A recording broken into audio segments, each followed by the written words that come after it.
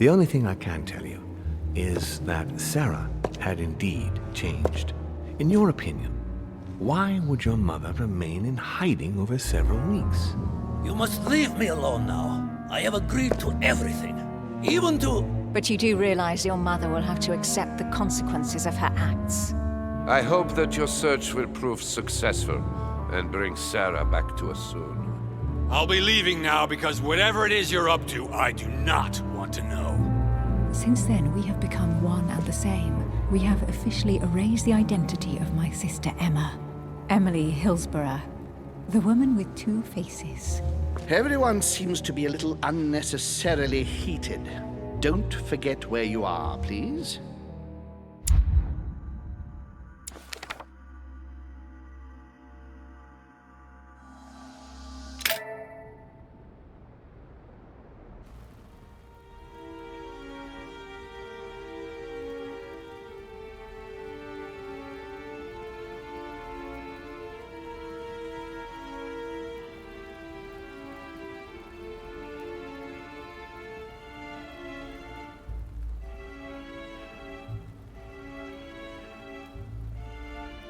Don't move. Wait, I don't... So you've come at last. Easy.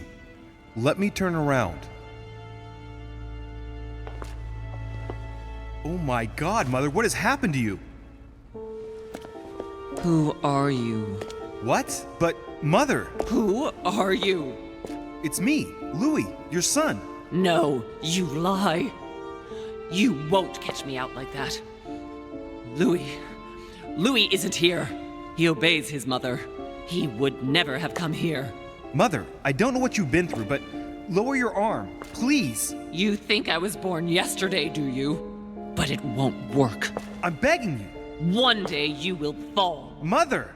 Why are you here?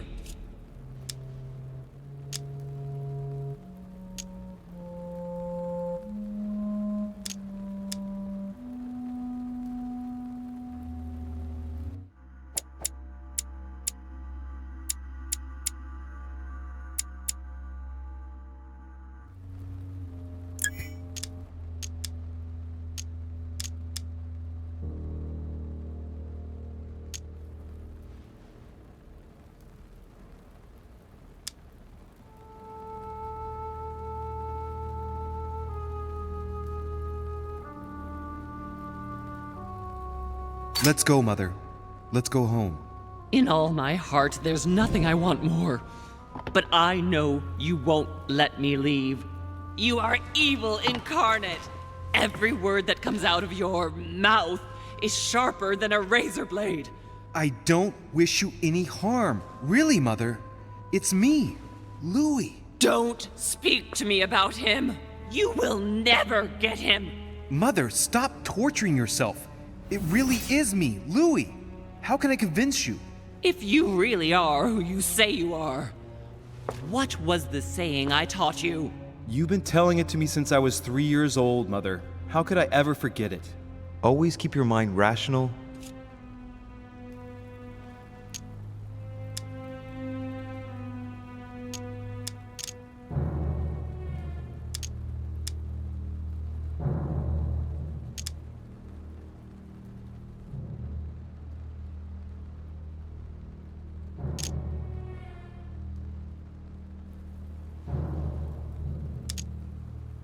And open.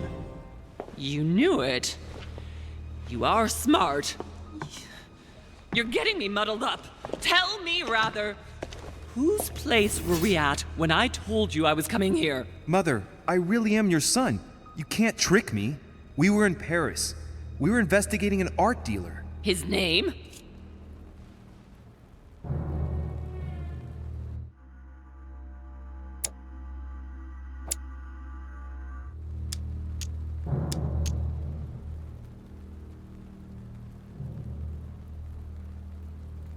I just told you, you can't trick me.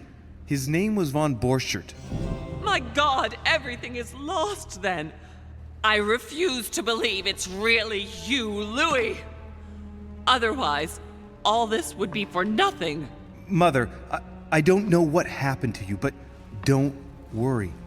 Everything is going to be fine. I'm here for you, and No! I ordered you not to come with me. I received a letter, and Lord Mortimer informed me of your disappearance. So I took the... No! No! No! It's not true. It's a nightmare. Don't tell me that. Have you spoken to him? Oh, shit. She's completely panicked because I spoke to Mortimer. It seems she's afraid of what he might have said to me about her. Did he speak to you?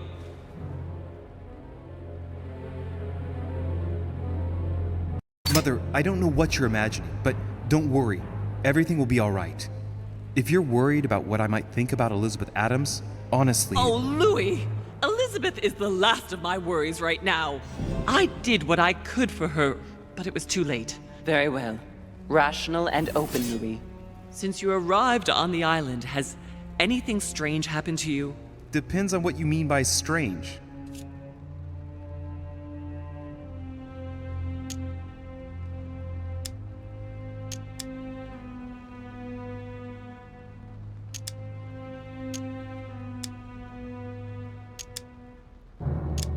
Like me having visions, for example? I knew it! It started! Oh, Hell, Louis, she's I just panicking. wish I... Yes, it's happened to me. Like when I was a boy. I find myself in someone else's body for the space of a dream. Have you ever dreamed of a different place to the one where you were sleeping, without being able to explain it? No. But Mother, don't worry. I'm not losing my mind. Everything is fine. You used to give me a concoction to calm me down when I was little. So, just make some for me once we get back home. Migraines? Loss of consciousness? Loss of control? No, rest assured. All is well. I promise you. What else?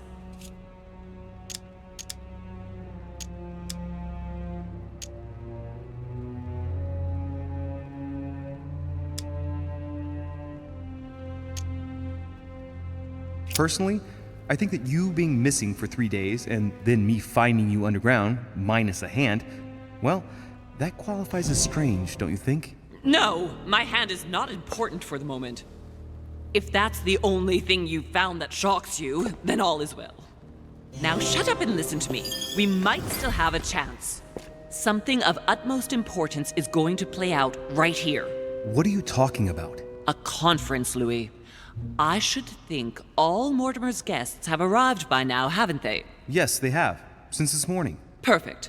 The conference will be able to begin. Indeed. It shouldn't be long and... Let me finish. We haven't time.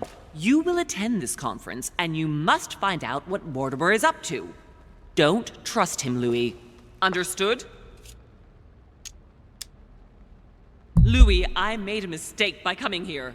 We are in the lion's den. What do you mean? Mortimer, Holm, their guests. Watch what happens. Do you think it's normal that the representatives of the most powerful nations are here all on their own without anyone else? On an island in the middle of nowhere in total secrecy? No, not really, but... Louis! They shape the world. They manipulate us. Everything is decided here and now. They create and break states, provoke wars, destitute governments, or decide who will be their leaders. Open your eyes! Mother, calm yourself, please. Nothing is impossible for them. They are capable of reaching everyone, wherever they may be. Through high society banquets, they model the future of us all, and it isn't at all an issue for them. And? What do you propose? It's time to act, my son. You will go to this conference, and from the inside, you'll do everything you can to prevent Mortimer's plan from going ahead smoothly. We can talk later. I'll explain everything. But why? Do as I say, Louis. It's of the utmost importance. Beware of Mortimer. He won't let anything stand in his way. You promised me that after... Yes, after. Go now. Yes, Mother, I'm going. One more thing, Mother. Emily Hillsborough, Emma's sister, came to this island looking for her sister. She probably won't hesitate to take revenge and... It's the signal that the conference is starting, Louis. Don't be concerned about the Duchess. She's the last of our worries.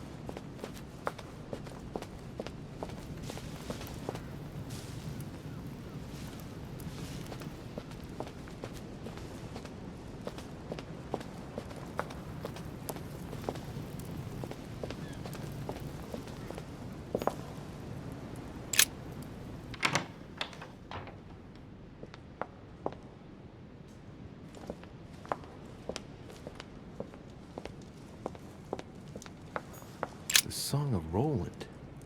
Roland feeleth his death is near, his brain is oozing by either ear. With his brain oozing, it's already remarkable that he can feel anything. Ah, François Premier, Receiving the Holy Family, a painting by Raphael. Amber.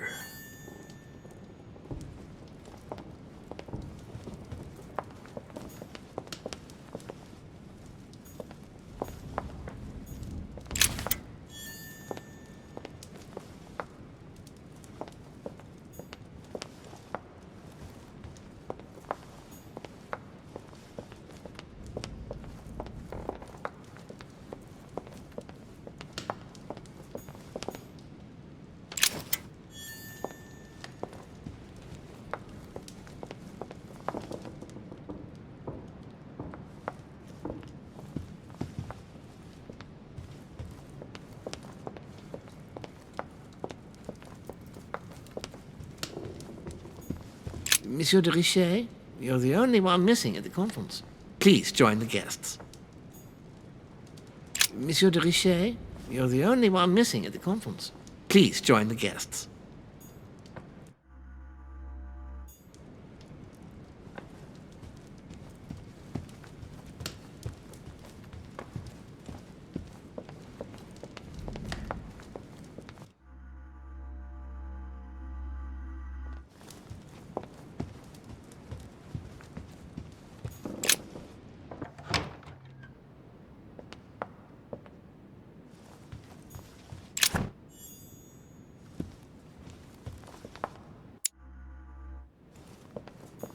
Monsieur de Richet, you are expected at the conference. Please take the door to your left to join the guests.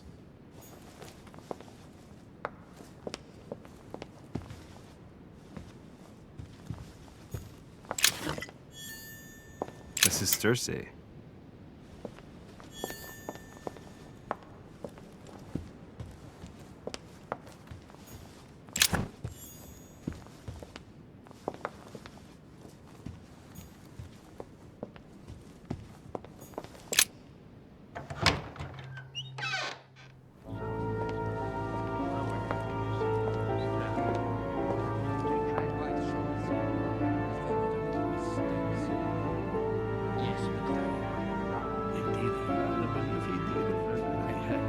Respect to any other candidates.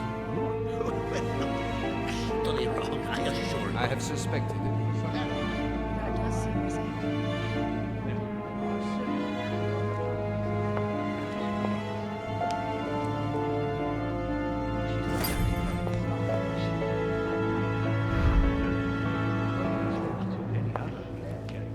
I do not imagine that much has been done for. By all that I have ever read, I'm convinced. Ah, Louis, I've been expecting you. Thank you for joining us. We are about to begin our conference. Let me explain what is at stake. Thank you kindly, but what do you expect of me exactly? My mother's the one who's supposed to attend, not me. That is indeed what was initially intended.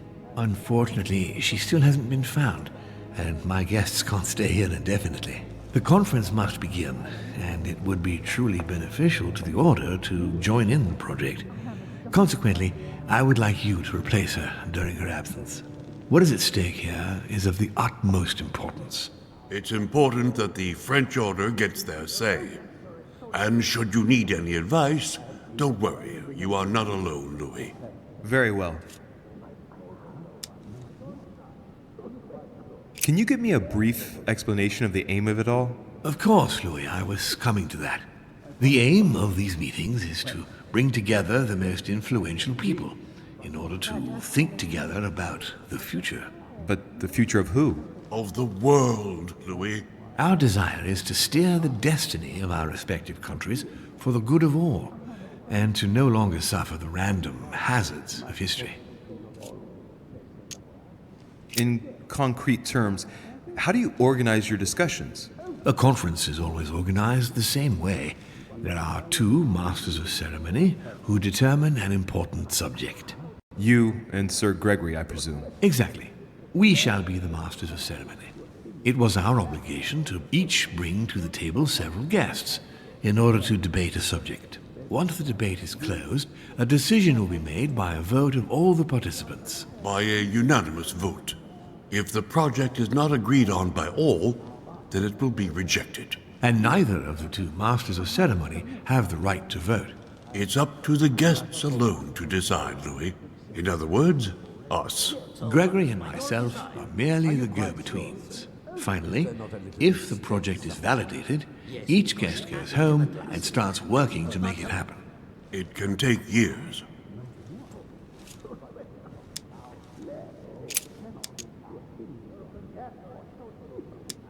Do you often hold this kind of society dinner? In general, once a year, but in actual fact it tends to be events that dictate our gatherings. How long have you been active? Oh, this tradition has more or less always existed, Louis. It has continued from generation to generation. Can you give me an example of an event that was decided here before being implemented in the outside world? Well, take the French Revolution. It was decided right here 2 years before its implementation in France. Concerning the case of the French Revolution, I wasn't invited. But as far as the American Revolution is concerned, Louis, I can testify that we planned it 5 years before implementing it, for example. Louis, let me keep you a moment. I would like to let you in on a secret before we begin, because I'm going to need your assistance. You see, the project I'm going to present concerns the territory of Louisiana in North America. It's currently Spanish territory, and I'm going to make the proposition to the Assembly for it to become French.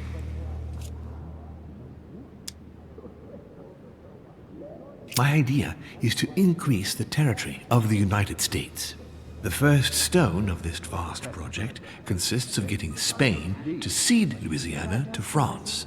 Once it becomes French, France will hand it over to the United States, which will then allow them to double the size of their territory. And that's where you come in. France and the United States, hand in hand, two democracies illuminating the world.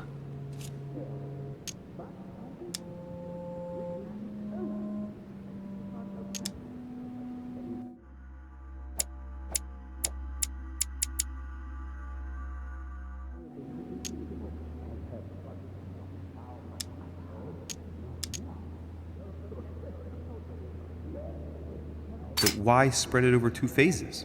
Why not announce the overall project immediately? Unfortunately, if Spain were to hear that the intention of all this is to allow the United States to grow, they would never sign. Manuel Godoy is perfectly aware of President Washington's appetite.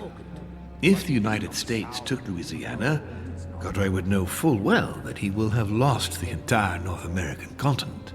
Things must take place in several stages. Otherwise, the change will be too brutal, and he will have no choice but to reject the project. Take a look at them. Apart from President Washington, they all belong to monarchies. Do you really think they won't resist? Of course they'll fight, fearful as they are of losing their precious privileges. But the world needs visionaries, like you, like your mother. It's a pity Sarah isn't here to see it. She only knew about a tiny part of the project. I hope I can count on you, Louis. It's time to start now. I must ask you to keep it to yourself for the time being. Take a seat, follow the discussions.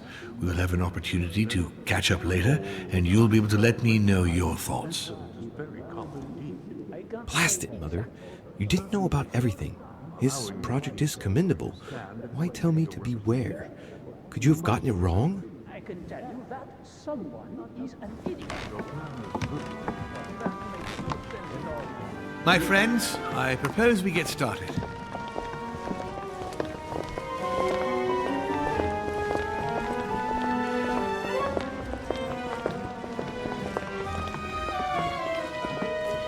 First of all, I would like to thank you for taking the time to come. The honor is ours, my lord. As per our custom, here we are all together to discuss the face of tomorrow's world. Even though there may be certain tensions between our nations, I must ask you to keep an open mind. As Sarah de Richet is unable to be among us, please welcome Louis de Richet, who will represent the Golden Order and will vote on its behalf when the time comes. Welcome among us, Louis. Welcome, Monsieur. I hope he'll be more effective than his mother regarding the protection of the King of France. The Order has proved particularly inefficient. Come, Manuel, you're not going to spoil our visit. The Order's mission was not to protect King Louis XVI, as far as I am aware. We are talking about a king of divine blood, for goodness sake. It seemed obvious to me he needed protecting. If the Golden Order wants to pride itself on being an influential organization, it should have kept him alive.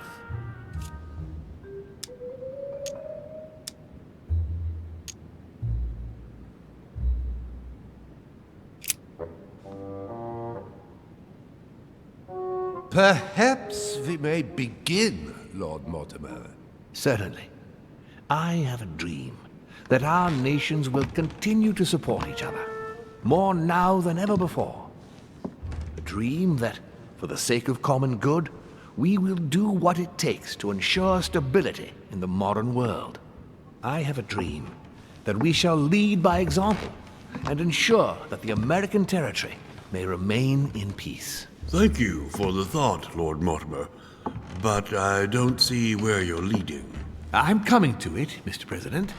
I need not remind you that North America is currently divided between the United States on the east coast and Spain, which occupies the remaining 2/3 of the continent. Well, I propose that Spain cede the center of the continent to France, namely all of Louisiana. Louisiana? But, well, it is not for sale. Lord Mortimer, I sincerely hope I have not come all this way just to hear you ramble on about what Spain should and should not do. When we went to all the trouble of gaining the territory a few years ago, it was not just to lose it today. Have I made myself clear? What did I tell you, William?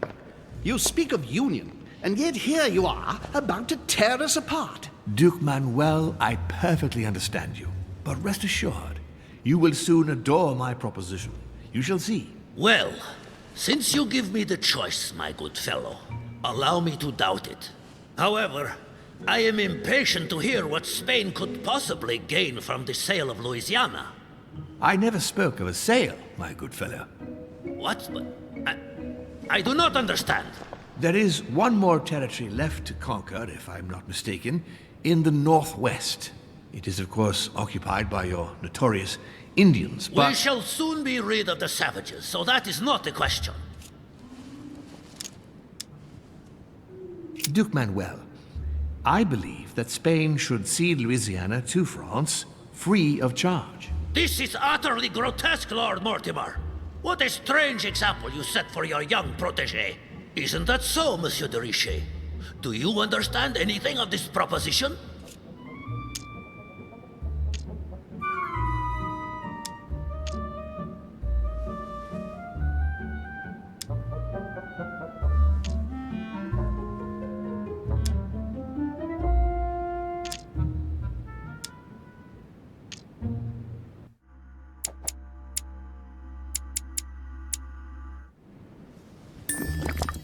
If I were you, Senor Godoy, I would think twice before stirring up a scandal. I beg your pardon? Given the size of your colonies, you won't be able to keep them for long. A number of countries are eyeing them as we speak. The United States would have no trouble taking them. For all intents and purposes, you have no army in place. By wanting to keep everything, you risk losing it all, especially your colonies in South America, which are far more valuable to you. That is indeed the danger, Duke Manuel. If it comes to war over Louisiana, you will lose. And probably a good deal more than you now imagine. Young man, you are indeed a dark horse, aren't you? I must say, William, I find your project mostly disfavors me. I thought you were my friend. And I am, Mr. President. That is why I'm doing everything in my power to calm your expansionist fervor. France, in Louisiana, should persuade you not to attempt anything to take the territory by force. Louisiana is a vast wetland where you would needlessly lose most of your troops. It would weaken you and offer certain nations the perfect opportunity to take back your famous United States. I am protecting you from yourself, George. Trust me. I understand. But with friends like you, sir, I certainly don't need any more enemies. I hope you know what you're doing.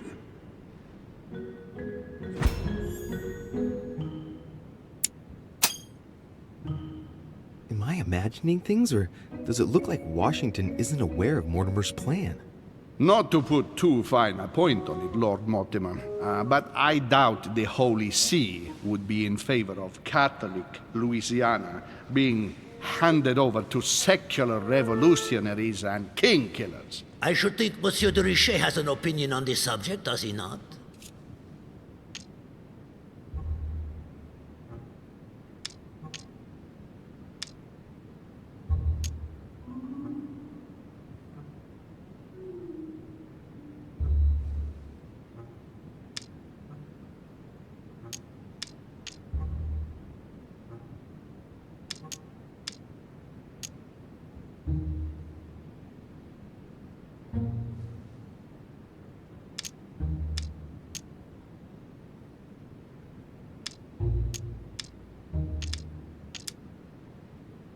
On the maps of Italy I saw in Mortimer's secret study, he had anticipated movements of troops across Italy.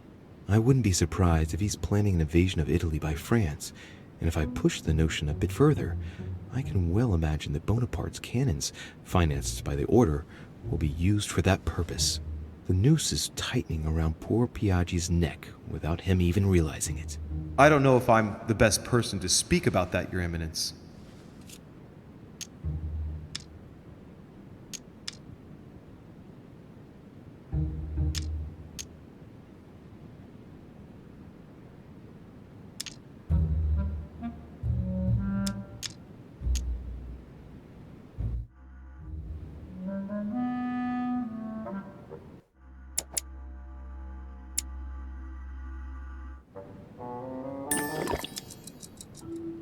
Well, I think that the French army will enter Italy, and that the Vatican will do whatever France demands of it, if the Vatican wants to retain its place. You are joking, I hope. Lord Mortimer, I did not come here to listen to such nonsense. What makes you think that, Monsieur de Richet? Well, Monsieur Bonaparte, here present, has ordered a large number of cannons, and I wouldn't be surprised if they were to be used to keep Italy under control. Come, sir. What a strange idea. I have enough on my plate with issues in Corsica. If you say so. You see, you're... But Corsica is not where the cannons are to be delivered, is it? Aye, but... Louis, you are quick-witted. I like you. You seem to be overlooking something, Messieurs les Français. I also have backers who would be only too pleased to demonstrate the full extent of their fervor by defending the Vatican. Mi auguro che insegnerete l'educazione a questo giovanotto presuntuoso, Sir Gregory.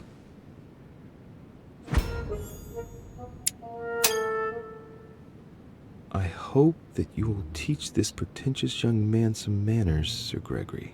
It looks like I won't be just making friends here. In any case, my lord, I doubt the English crown will agree. Ich versichere Ihnen, Emily, nie Preußen wird diese Vereinbarung akzeptieren.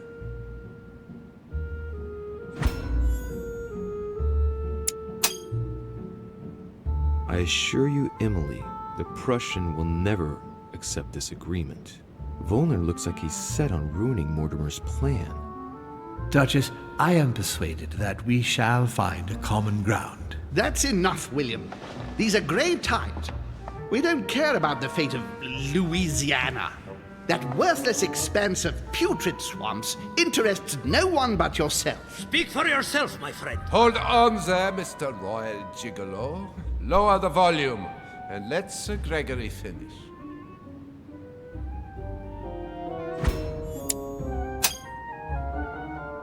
Home, Godoy, and now Volner? Mortimer's adversaries are ready to tear each other to pieces, and he takes a malicious pleasure in watching it happen. How dare Gentlemen, Let us try to remain calm. There you are, William. See where your projects have taken us, as per usual. Chaos! That's enough. I'm tired. We shall continue this discussion tomorrow, but please be aware that your project will never be ratified. Those who are opposed to this project, follow me.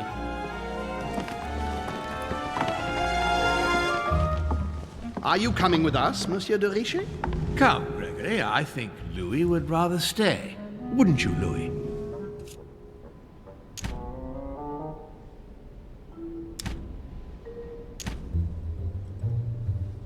At the risk of displeasing you, my lord, I'd rather follow Sir Gregory. I don't think this is a place for the Order. Louis? No. Let him go, Mr. President. Everyone is free to choose.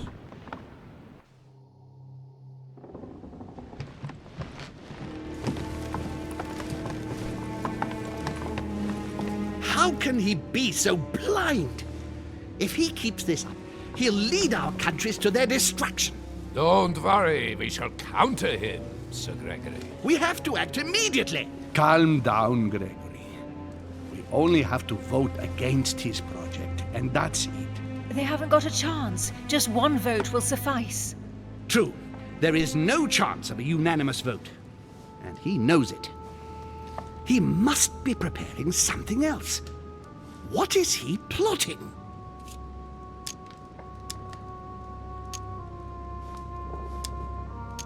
I know about his plan. What did you just say, Louis? His aim is for the United States to take the whole of the North American continent. But that is impossible. A democratic superpower. I don't understand. That has nothing to do with the coming vote. You will ask for France to take over Louisiana, and then hand it over to the United States, and so double the size of their territory. Once that's done, he will just need to push a bit more, and you will lose North America, Duke Manuel. God's blood! Has he gone mad? No, Johann. He has always been mad. Louis, I would like to thank you for what you've just revealed. If not for you, I don't know if we'd have been capable of deciphering his plans quickly enough to be able to counter him. What are we going to do now that we know about it? Destroy him. No! We'll beat him at his own game, my friends. His plan begins with Louisiana, which is still yours, Duke Manuel. He will begin with you. Expect to receive an envoy, French most probably. He will try to convince you by every possible means. Whatever he says, whatever he promises, you have just one response. It's war. If war is what you want, war is what you'll get. And on your own territory, in your homes. Enough games. Spain will join the coalition against France and declare war. You too, Duchess Hillsborough. You will speak to the Queen so that Great Britain commits to going to war with France. What do you expect from the Papal States, Sir Gregory? What do you think? That they hold a mass? They will go to war, of course. What is it that you didn't understand in what I just told you? We all declare war on France. Militarily, politically, and financially. And me, Sir Gregory? How can I help? Louis, you have won my trust. The Order will have to act in France, but even before that, I'm going to need you. Right here and right now. Leave me now. I have to prepare for tomorrow. Let's meet early tomorrow morning for the next phase of the conference, which promises to be most exciting. Louis, I'd like to see you a moment, please. Thank you for siding with me today. I won't forget it. I'm going to need you. Help me counter Mortimer on his own ground. Right here. I'm sure he'll try and win some of you over. He needs our votes. Now, you leave that to me. In the meantime, I must ask you to go and see President Washington and persuade him to trust me and join us. Do you really think that I'll be able to convince him? I'm not saying it's going to be easy, but I have total faith in you. He likes you, and thus he won't see you coming. You must be careful, though. If he senses that you are trying to manipulate him, he'll dig in his heels. Louis, Use every means at your disposal. If Washington drops Mortimer, his defeat will be complete. You should go right away. There's no time to lose. William already has a head start on us. Very well. I'll go right away.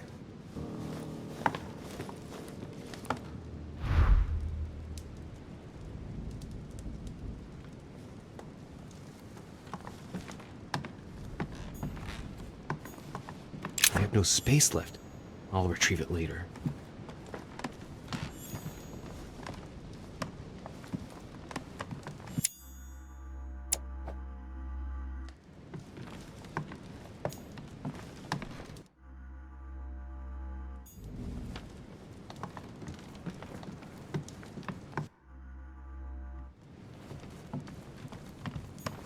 Let me in, please. Oh, I'm sorry, sir, but that's impossible. Can you at least tell me who is still in the room? I'm looking for a guest. Of course, sir. It would seem that only Lord Mortimer and Mr. Napoleon are present. The other guests have gone back to their rooms by another door. I'm looking for President Washington. Would you know where he is by any chance? Unfortunately not, sir. All I can say to sir is that the President is no longer in the conference room. All right. I'll go looking for him myself. Thank you. Have a good evening, sir.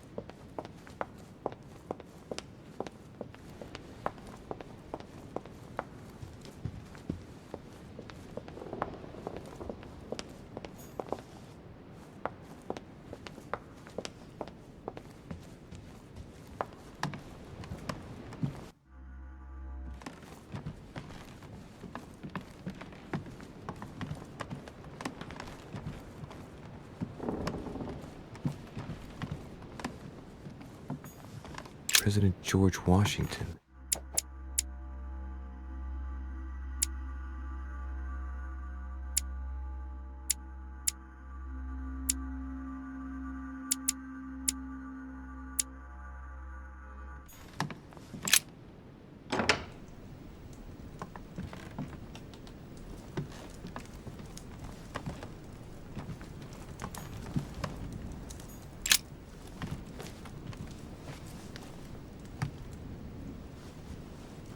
Locked.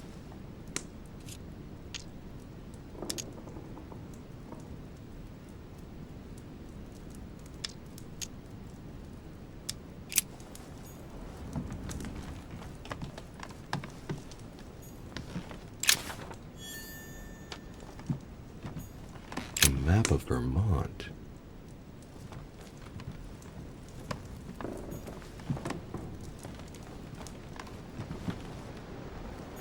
My dear George, I'd like to invite you to join.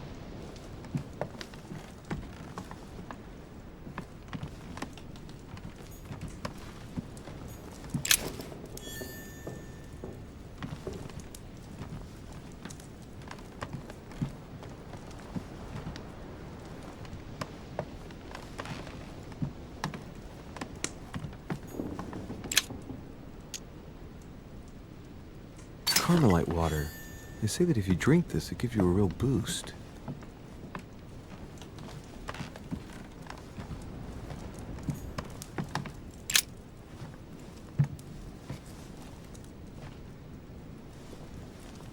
Locked.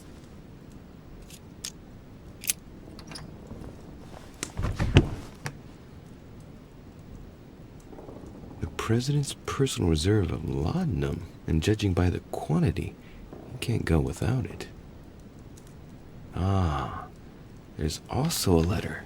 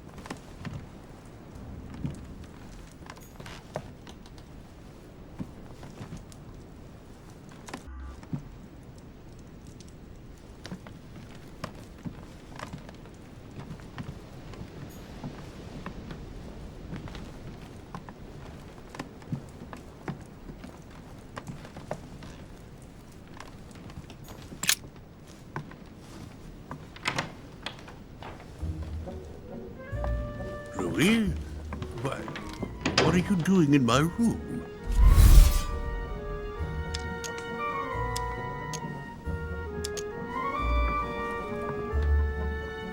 I wanted to have a word with you, but just between ourselves. Here, the walls have ears.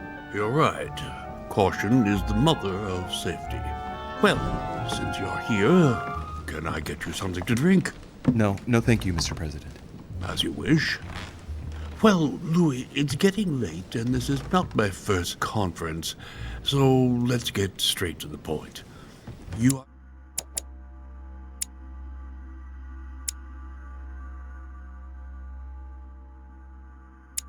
here to motivate me to change sides. I have decided not to follow Mortimer. I noticed. Every man must make his own choice. What can we say? That's the political game.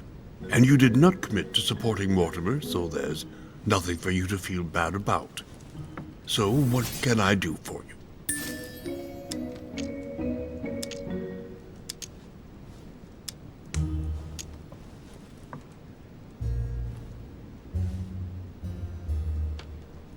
Mr. President, Lord Mortimer treats you purely and simply like the least of his pawns. He gives you no explanation and then commits you to a project from which you have nothing to gain. But you know that more than I do. Is that what siding with Mortimer is all about? I must confess that I don't entirely understand William lately. Anyway, you haven't really said what you wanted to say. Tell me, Louis, what have you come here to sell me? You should join home. And why would I do that?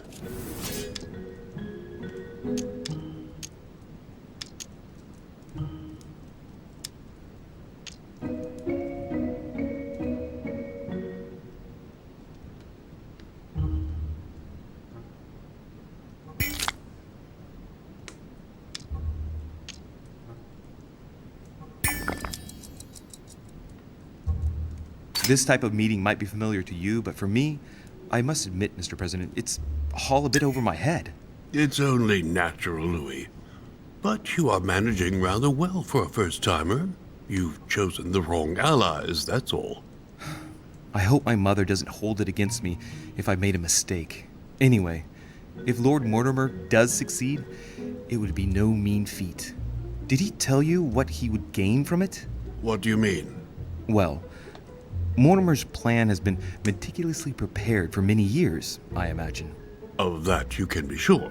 It's only natural, and his plan leaves nothing to chance. No, that's what... He never commits his own fortune, let alone his reputation, since you're the one who takes center stage here. In fact... Whether he wins or loses, everything is arranged so that he comes out of it intact. Yes, You've got to hand it to him, though. He's a master at putting together a plan which puts himself at no risk. That's true. Don't worry, You can trust him. Of course. I'll bet he's invested in a river transport company on the Mississippi or somewhere like that. It's true I had never thought about what he might have to gain. Tell me what Sir Gregory has to offer that I don't already have with Lord Mortimer.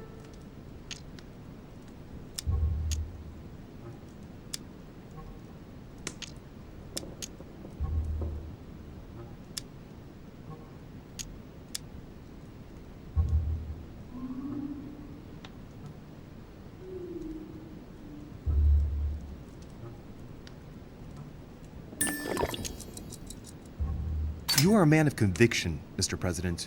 You would never make a choice that could cost the American people very dearly. If Mortimer falls, he will bring the United States down with him. Haven't the American people suffered enough? I would never do anything that would put my people in danger. Exactly. Therefore, choose your allies wisely, sir. I must admit, your arguments do make sense, Louis. Louis, you convinced me. I congratulate you for your performance, because I didn't think it could happen. I merely exposed the facts to you. Don't spoil everything with your false modesty now. You really were very good, and that's that. In any case, I shall follow you on this one. This may well arouse Lord Mortimer's wrath, but I must put the United States before anything else. Have we finished, Louis? Absolutely, Mr. President. I shan't keep you any longer. Allow me to take my leave. Good night, Louis. Get some rest. Tomorrow will be a very big day. Well, that's one thing out of the way. Only thing left to do is wait for the conference to resume tomorrow morning.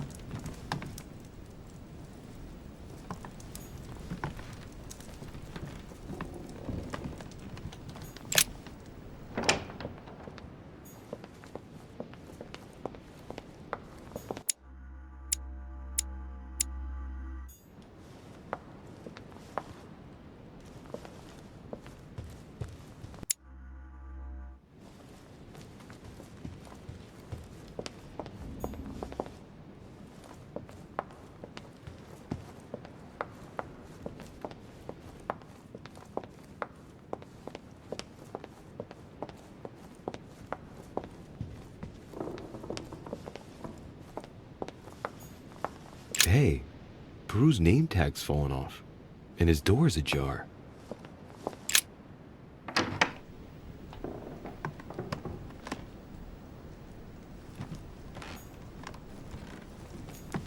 Dear Monsieur Peru, I'm writing to thank you for the funds you sent. These funds will be crucial for the renovation of the western wing of the orphanage. The children you sent... All right, I've retrieved everything.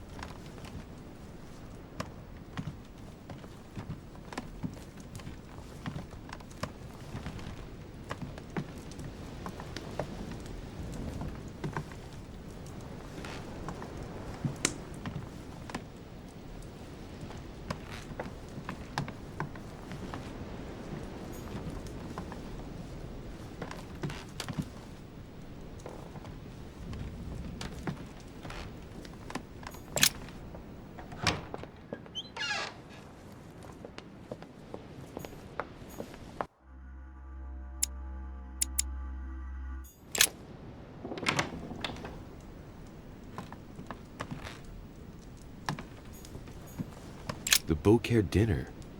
It hasn't been signed yet, but there's a letter with it.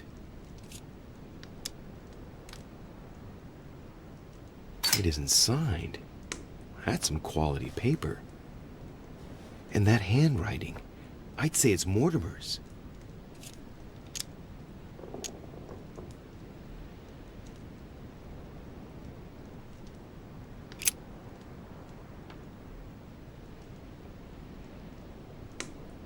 So, Bonaparte is going to publish a book that he didn't write. That crafty little rascal.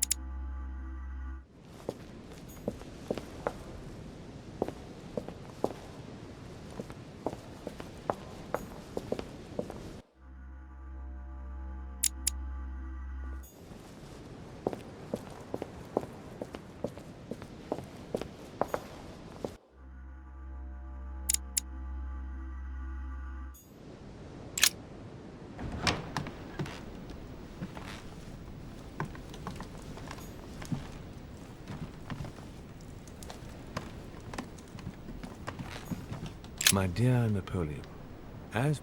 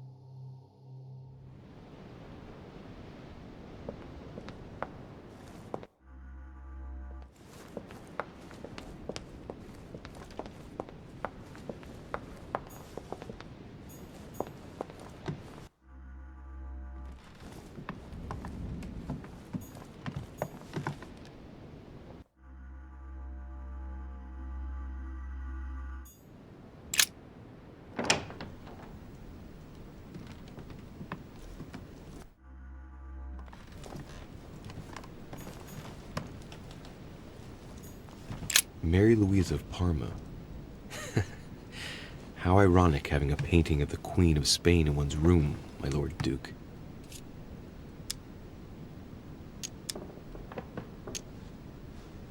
It looks like someone's hidden something on the back of this painting.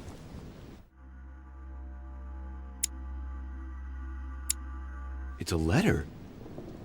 Of course, it's written in Spanish.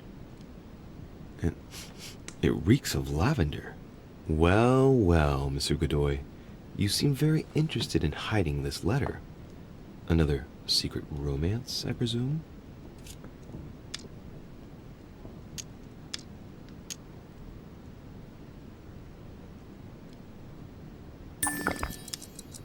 So, let's see what it says.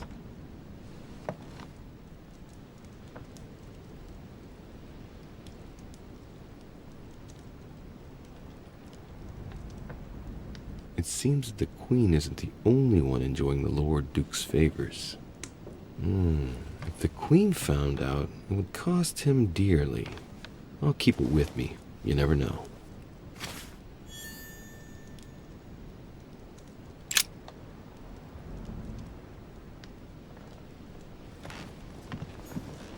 Manuel Godoy, a painting of himself in his room. Now that's not going to help him develop a sense of modesty.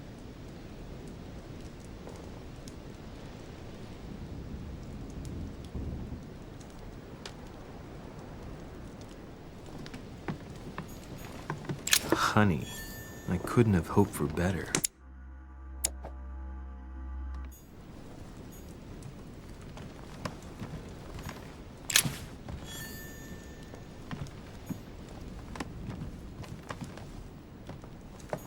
Don Quixote. Talking without thinking is like shooting without taking aim. I'm gonna have to think about that one.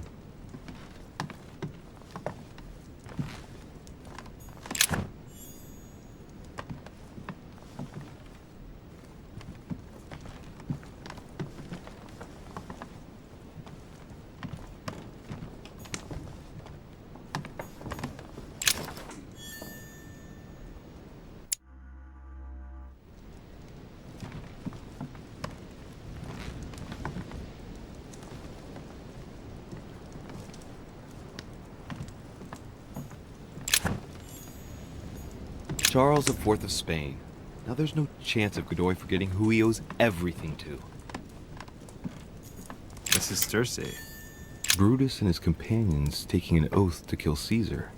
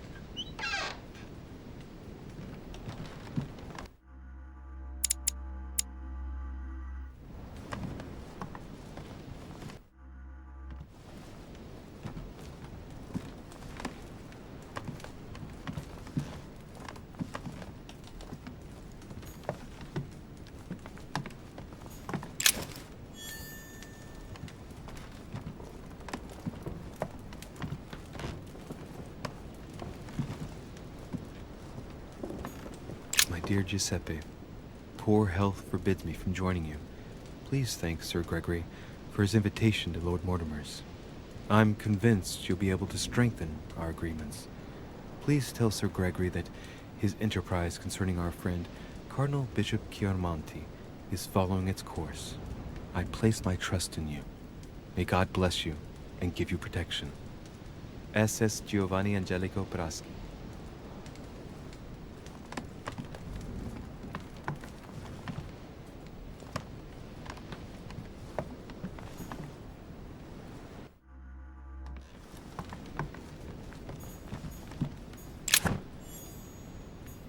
John the Baptist, Youth with a Ram, by Caravaggio. A very sensual vision and very far from the usual representations of St. John.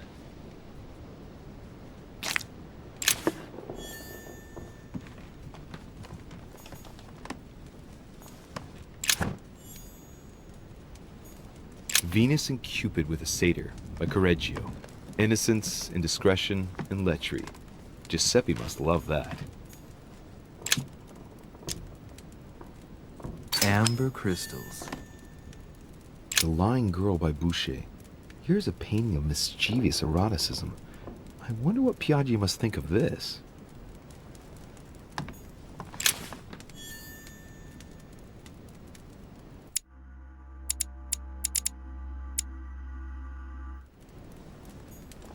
Love Triumphant, by Caravaggio. Now there's someone for whom the sex of angels is no mystery.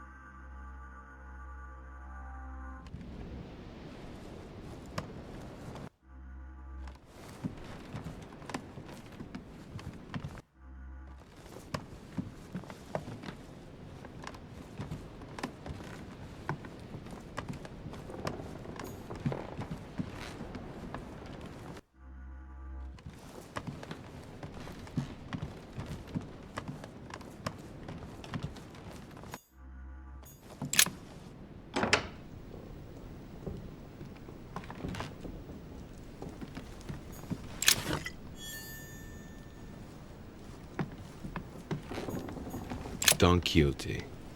Talking without thinking is like shooting without taking aim.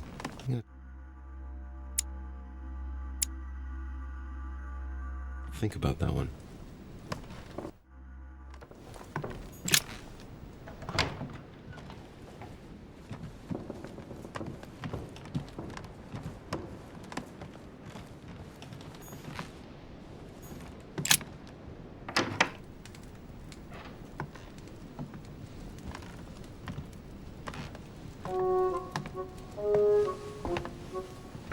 Good evening, Monsieur le Français. Duchess, you're here. What a charming surprise. I'm beginning to think you can't be without me. You have managed to penetrate my armor, sir. Am I disturbing you, perhaps?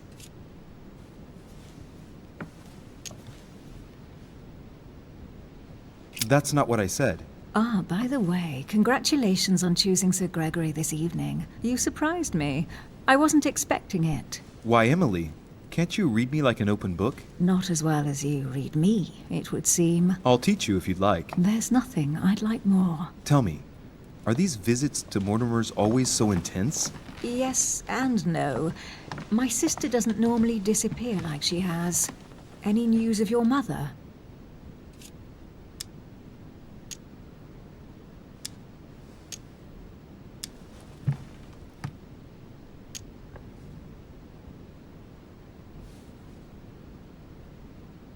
I've seen her, Emily.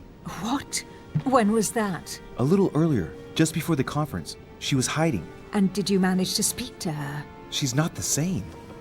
I don't know what's been happening to her, but she's changed. I found her in a deplorable state with one of her hands cut off. I mean, she was saying crazy things, bordering on delirium. What? Did you say one of her hands was cut off? What happened to her? I don't know. She wouldn't say. And did she tell you why she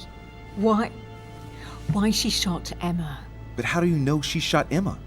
I didn't tell you. You knew it, and you never said anything.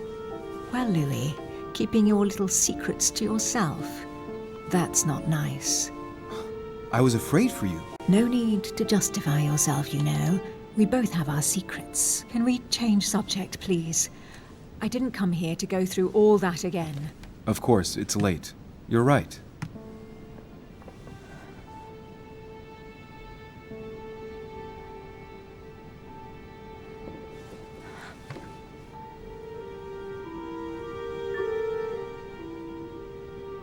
Come, Louis.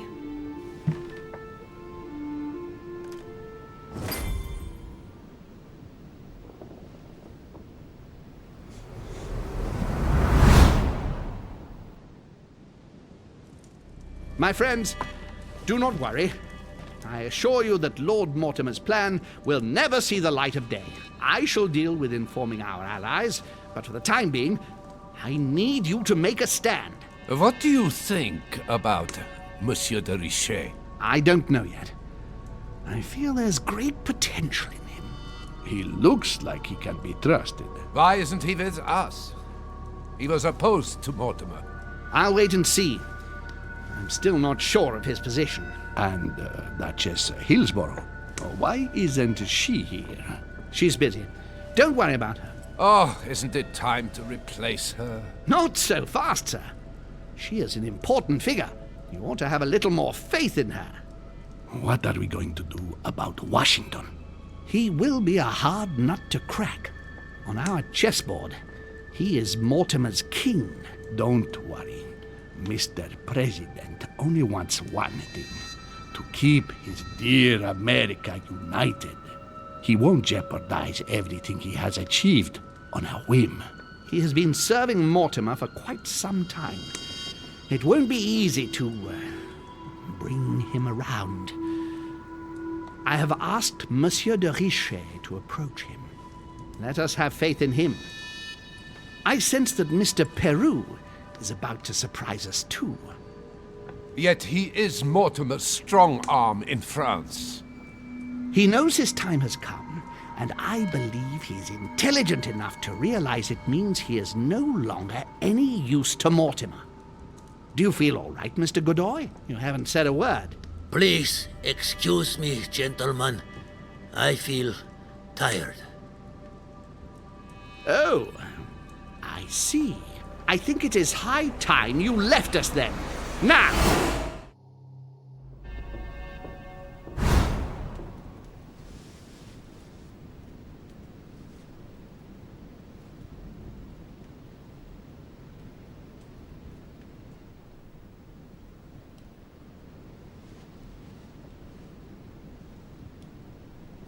Emily?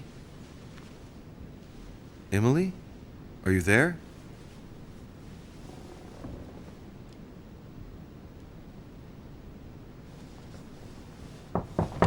Sir, the conference is about to begin. You are expected in the conference room. Tell them I'm coming. Thank you. Come on, Louis. The game is back on.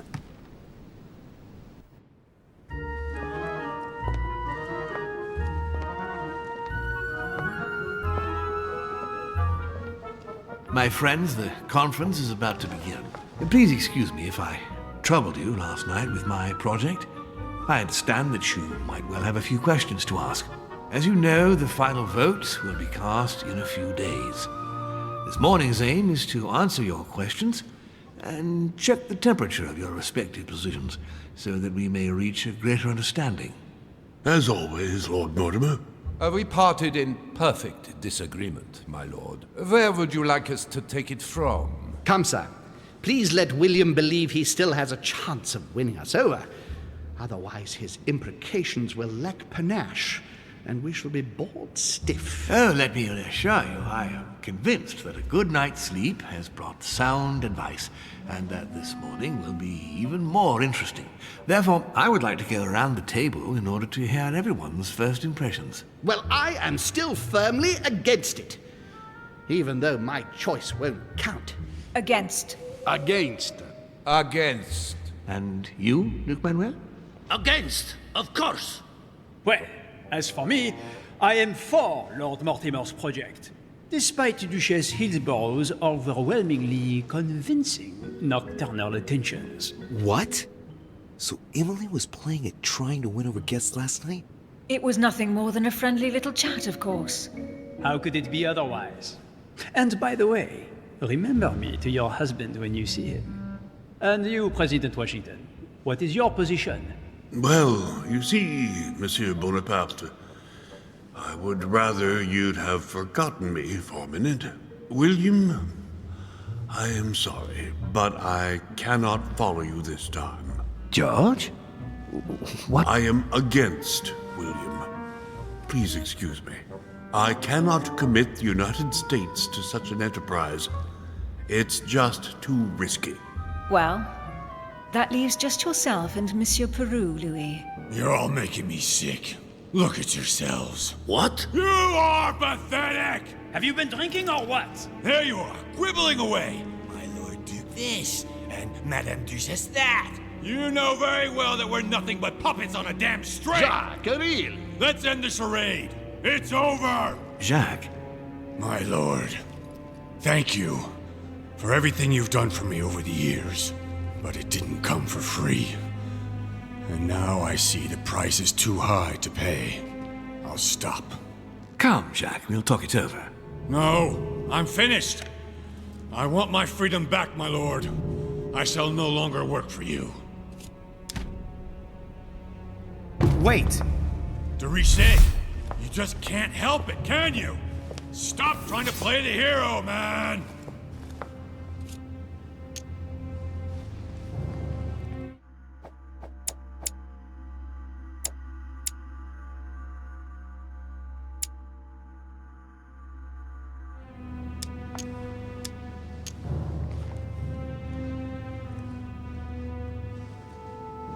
Monsieur, I know I don't really know you, but you seem like a decent person.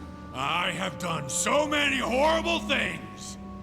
You blame yourself, I can see that. Everything's not lost. I don't want to do bad things anymore. You can take control of yourself again. You can fix whatever it is you've done. Do you really believe that? Of course, Jacques. You'll have all the time you need.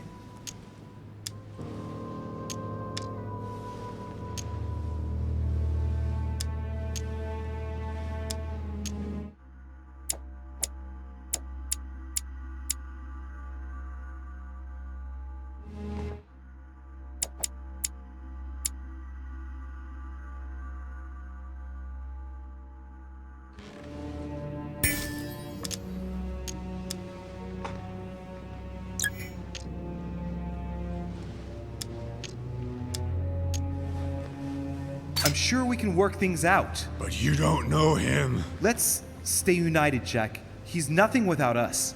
Really? Trust me.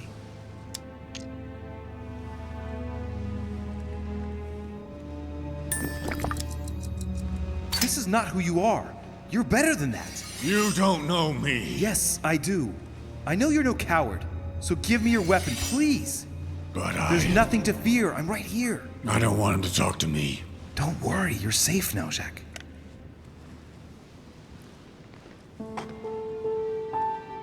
Monsieur Peru, you could have seriously hurt someone if Monsieur de Richet here hadn't stopped you. Your behavior is unacceptable. You would do better to go and rest in your apartment. My friends, we shall continue the conference later. I would like to apologize for the inexcusable behavior of my guest. We all need to recover from all of this excitement. Take the rest of the day off.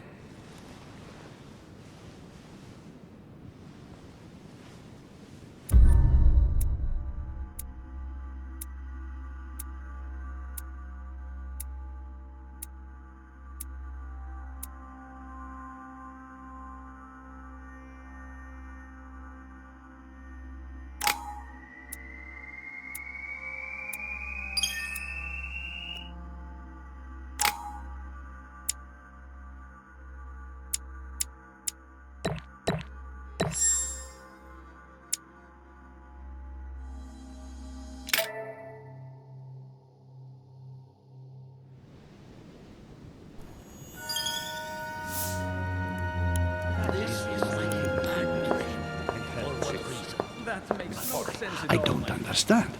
I spoke to him only recently. Monsieur Peru has lost his mind. It's obvious. Yet another way for the French to make a spectacle of themselves. Well, once again, it has worked. My friends, let us settle down, please. We are all in shock, of course. Let us celebrate Louis's courage. He enabled us to avert a tragedy. Yes, that was very noble of you, Louis. You have given us all a fine lesson in courage. Thank you. He owes you his life. That's quite something. That madman deserves to die. We are providing Monsieur Peru with care, but rest assured, he is no longer a danger to himself or anyone else. I think everyone needs a little rest. Can you stay a moment? Of course.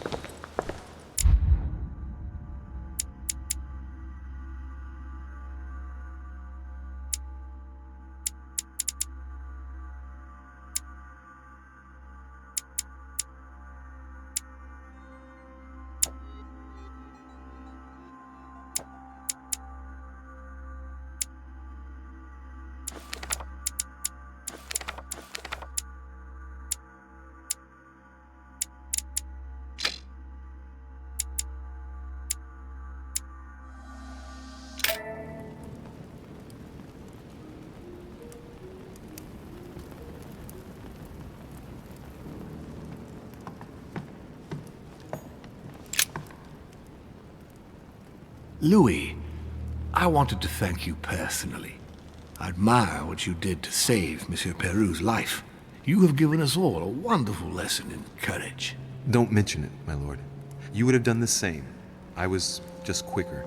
Ah, humility is a fine quality, sir. Where is he now? In his room. I've sedated him. I don't want him trying to take his life again. Or, worse yet, attacking one of the guests. When in despair, Monsieur Peru is clearly a dangerous man.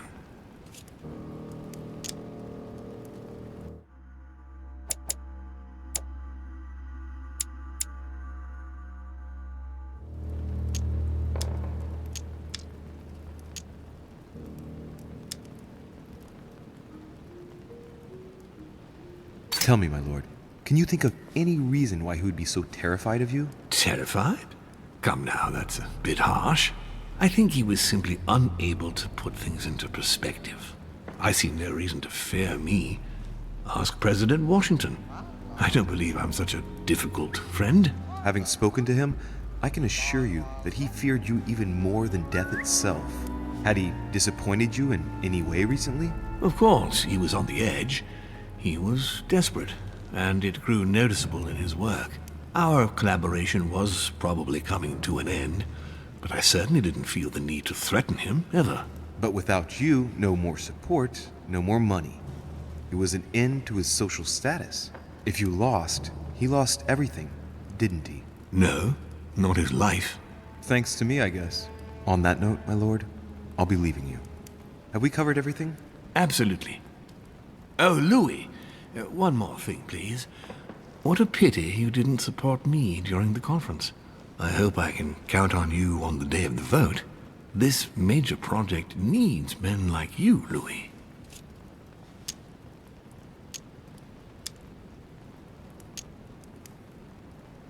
And you never know, right? Maybe by then, I'll see things differently. Well, thank you for allowing me to believe in that possibility, Louis. From here on, I shall make it my mission to persuade you to change your vote. Be my guest. But I hope your arguments are very, very persuasive, because I'm not the only one who isn't on your side. Oh, rest assured, I am working on it. Very well, then. I'll see you later, my lord.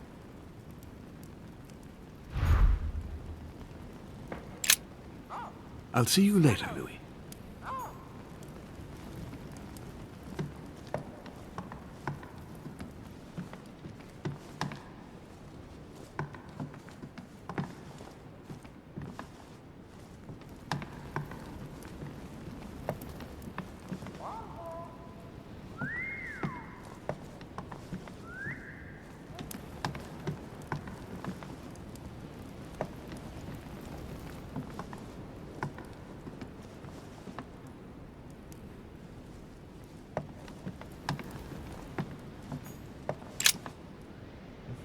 Which four-letter word could open this chest?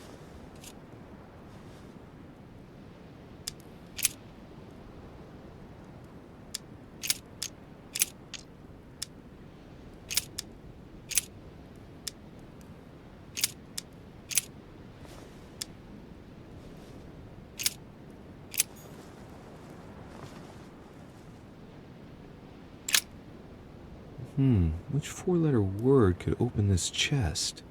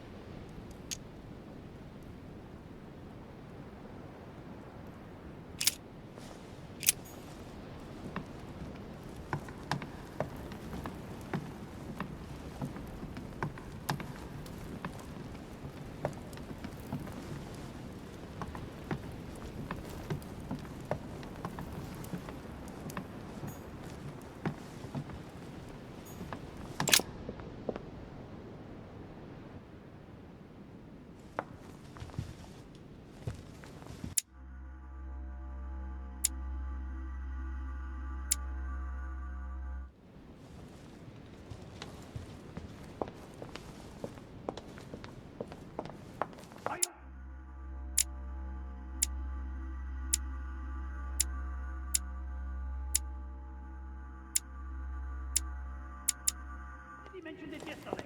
Either to you or to someone else. Impossible to tell with you people. Yes, sir. Your yes is not sufficient. Tell the others, for crying out loud. Remember to close my window once you've done my room. This isn't Corsica, you know. I'm freezing. Of course, sir. I'll see to it straight away. Good. Proceed. Yes, sir.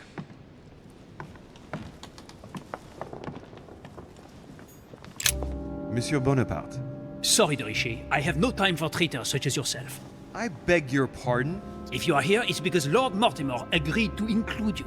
And what's the first thing that you do? You betray him by following Sir Gregory and bending over backwards to turn Washington against him. Oh, I'm sorry. I thought I was free to vote as I pleased. I didn't realize I had to vote for Lord Mortimer in order to show my gratitude toward him. Hey, he invited me here to come and look for my missing mother during his high society party. I'm sorry, truly sorry. I don't know all your customs yet. It's just common decency that when invited to a man's castle, you don't go and to pee on his boots. Is it too much to ask? I guess it is.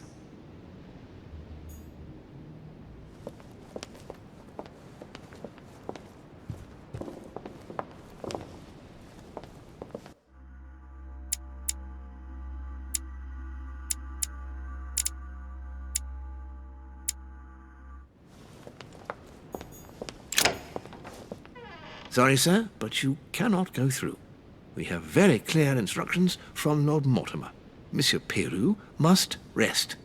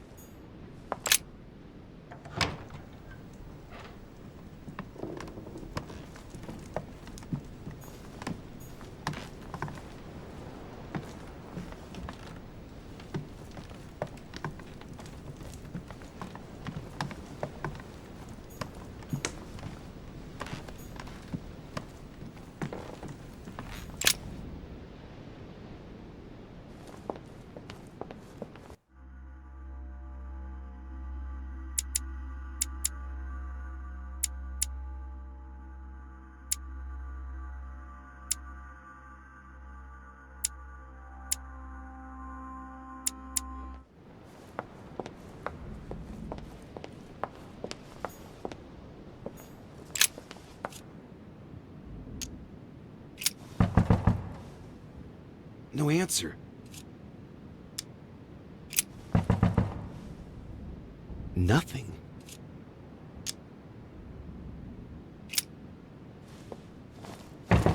Emily? Emily, are you there?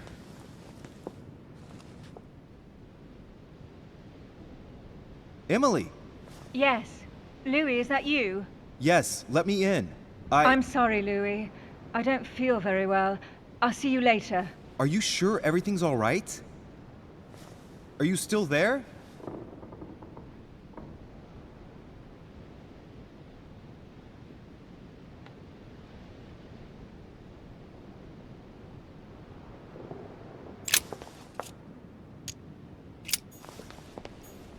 Duchess Emily Hillsborough.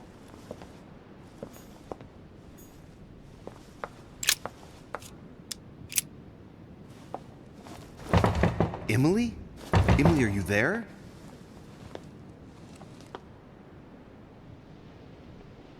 Emily! Yes. Louis, is that you? Yes, let me...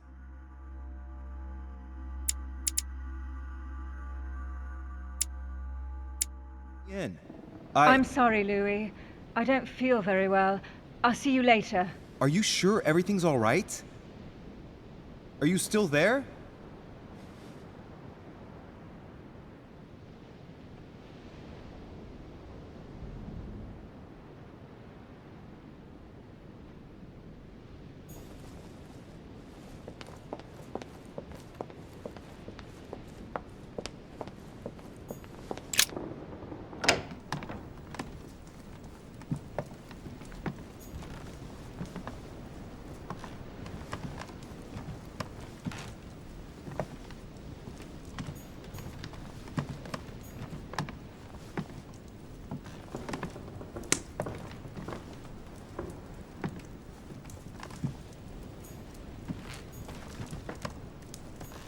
Bicorn decorated with a cockade.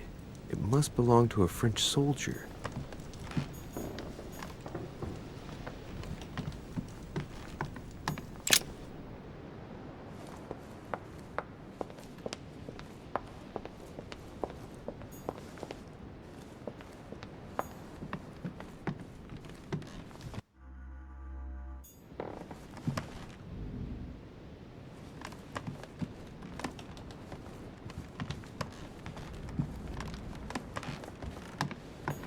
Huh, that's me.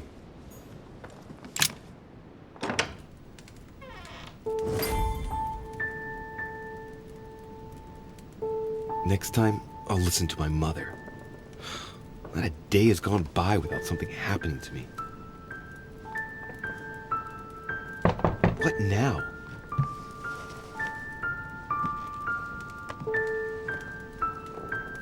Louis, open up, please. Coming, Mr. President, I'm coming! Louis! Oh, there you are at last. Yes, I just saw your mother. She was accompanied by Emily, and they both went into the Duchess's room. I tried to join them, but I was refused entry. Louis, this does not bode well. Oh, shit. Emily might want to avenge your sister. I must act quickly. You're right, Mr. President. Thank you.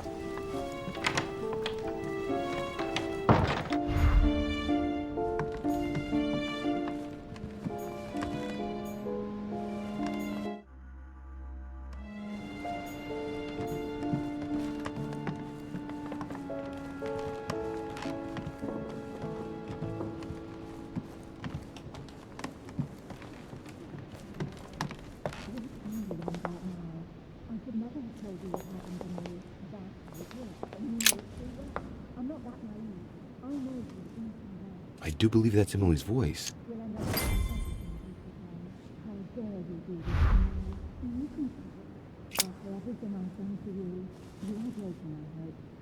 I can't understand what she's saying.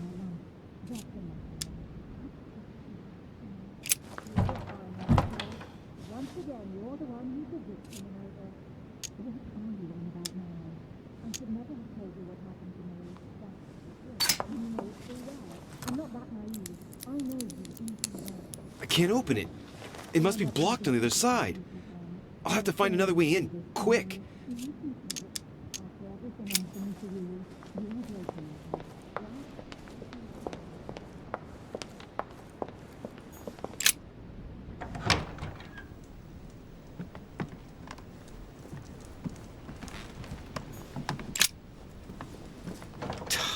Damn it. It's closed. Seems like the key is still in the lock on the other side. That means I won't be able to pick it. Or I could do as I did the last time in the tower room.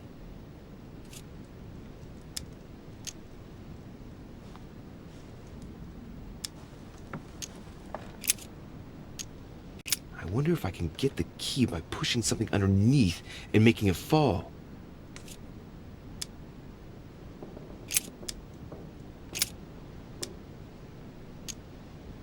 It's not a very complex lock. I'm sure I can force it if I can just find something to smash it with.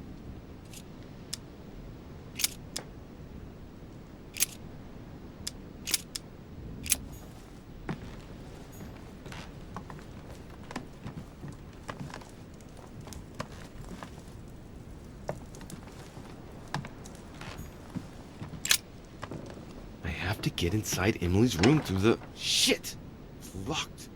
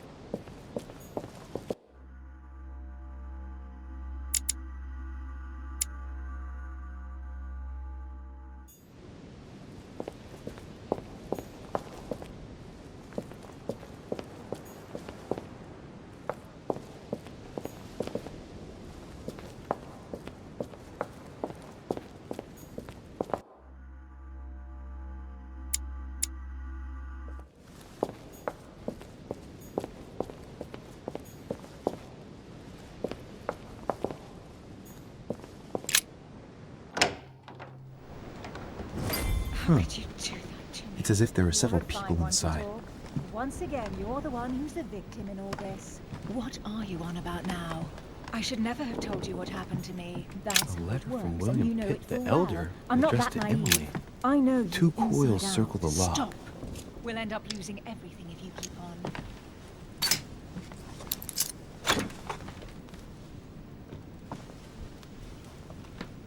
Dear Gregory, thank you for the information. I've managed to find out about the names you gave me. George Washington is a man you can trust. In spite of his obvious talent for politics, he has remained upright and honest. On the other hand, as you may well know, he is already doing business with Lord Mortimer. It will be more difficult to approach him. Napoleon Bonaparte was unknown to me until today. He's a passionate young French soldier for whom Mortimer predicts a promising future. Take heed. He is a man of conviction, which to my mind makes him potentially dangerous. As for Sarah de Richet, what more is there to say? You already know each other. She was apparently invited by Lord Mortimer about an ongoing matter in Paris that concerns a receiver in stolen art. See you soon. Duchess Emily Hillsborough. All right. I've retrieved everything. A letter from William Pitt the Younger, addressed to Emily. He's the present Prime Minister of the United Kingdom. Emily has indeed some powerful backers. Madam, thank you for consoling.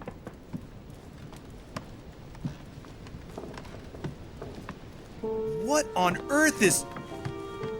You... Mother? How dare you do this to me? You can talk. After everything I've done for you. You are joking, I hope, right? I gave you my life. That's enough, Emma. Now that Louis is here, you will leave Sarah alone. Cease your revenge immediately. What? If you think you're going to... Louis, help me, I beg you. I can no longer reason with her. I am Emily. Quit playing games. What? Honestly, don't be ridiculous. No. I am Emily. You are wasting your time. Louis knows very well how to tell us apart. After everything we've been through together. Yes, well... Don't you dare bring him into this. This is between you and me. I ask for nothing more, so stop taking it out on Sarah. You prissy little bitch! How dare you! Now that I've told you everything, you want to take my place, do you? You are joking, I hope. I'm the one who told you everything that's been going on while you were away. Go on, then. That's what you want, isn't it? You want to kill me. Go on, then. Shoot! After all the trouble I've gone through to find you. Go on. What are you waiting for? Here, Louis, take this. Wait, what's going... An entire life for this. Go on, shoot! Sorry, Louis, I can't shoot her. She's my sister. That's enough, Emma. Louis, out of the way. She's dangerous. Don't trust her. What are you trying to do? Louis, out of the way. I am not Emma. Come on, Louis, tell her who the real Emily is. Wait, That's right, Louis. I'm fed up with this little game. Tell him who the real Emily is. Why do these things always happen to me? Well, Louis, come on, you know how to tell us apart, right? Yes, but I'd like to ask you a few questions to make sure there's no doubt. Rational and open, Louis. Let's see. How can I tell them apart? Wait, I've got an idea. On the night of our arrival,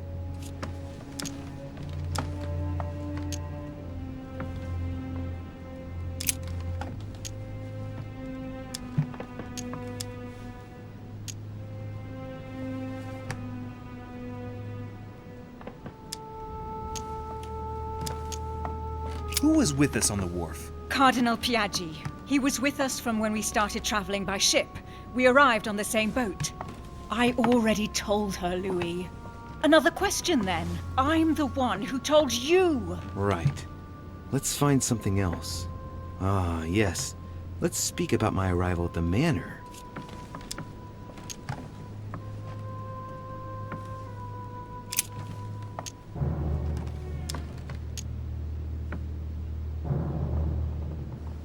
On the night of our arrival, we were warming ourselves in front of the fire. Mortimer welcomed us in a certain way. What happened exactly? Well played, Louis. Unfortunately, I'm not the one you should have asked that question to. Mortimer did not welcome us. It was Sir Gregory who welcomed us that night. Mortimer didn't show up until 2 days later. I know that as well. Very well. Let's try something else. On the first night, we went up to bed, but I wasn't tired. I went for a little stroll.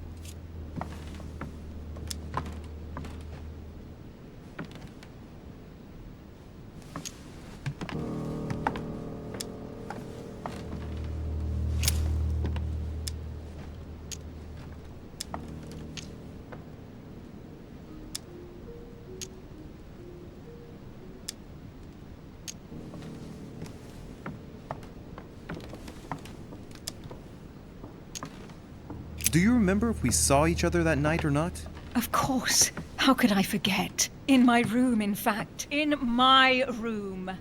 You wanted to spy on Bonaparte's room from the balcony and thought it a great idea to go through mine. I am sorry for putting that knife to your throat, by the way. I hope I didn't leave any marks. Don't think you're going to get away with this deception so easily. I can assure you, you're going to regret pretending to be me once Louis has exposed you.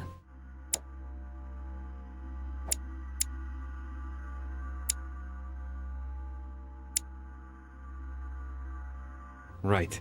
I don't think I'll get very far like this. I'll have to find something better. Oh, I don't think I'll even wait until he's finished. Take it easy now. Are you mad, Louis? Lower your arm.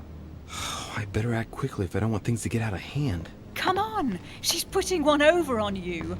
Look at yourself for crying out loud. You were prepared to shoot me down.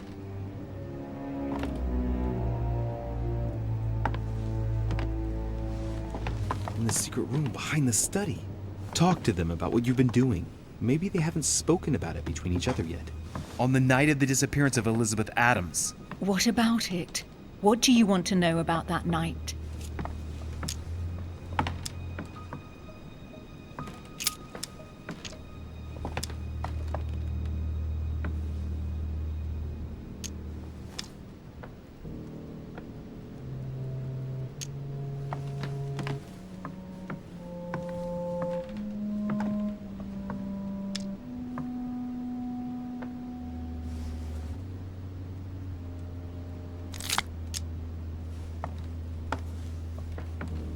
We found ourselves in Mortimer's secret gallery. What relics did we find? Property deeds in Mortimer's name dating from very long ago. Is that all? You mean all those mythological charms? So there was the so-called Pandora's box that wasn't a box, actually. The famous golden fleece that reeked of dead goat. A broken sword that could have belonged to anyone. Is that enough? Yes, that's enough. You look captivated. Of course, he bought it. That's enough! I've had enough of this charade. Louis, There's only one way to tell us apart. There's just one thing I didn't tell her about in detail. Too bad for you, Emma. I didn't want it to come to this, but you leave me no choice. Ask her about you and I. You just lost, Emma. I indeed didn't tell you everything about it. Come, Louis. Speak about our intimacy. Very well, let's talk about us.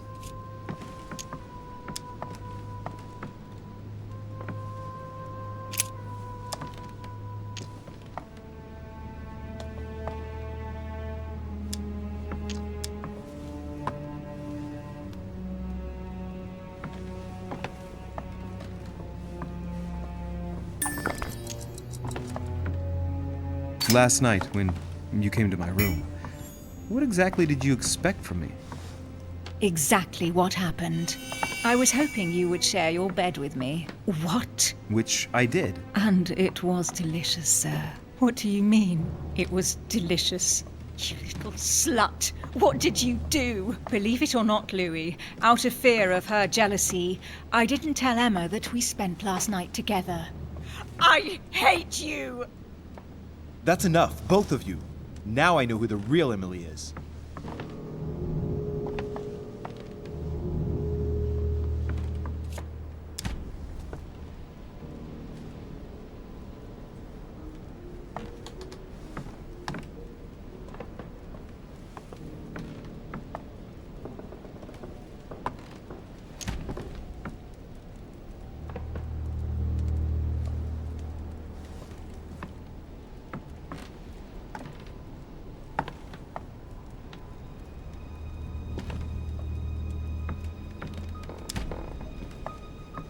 You are Emily Hillsborough. I knew you wouldn't get it wrong, Louis. No!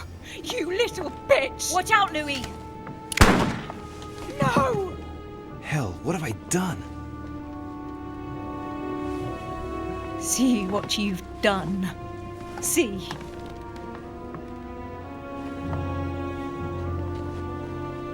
Louis? What?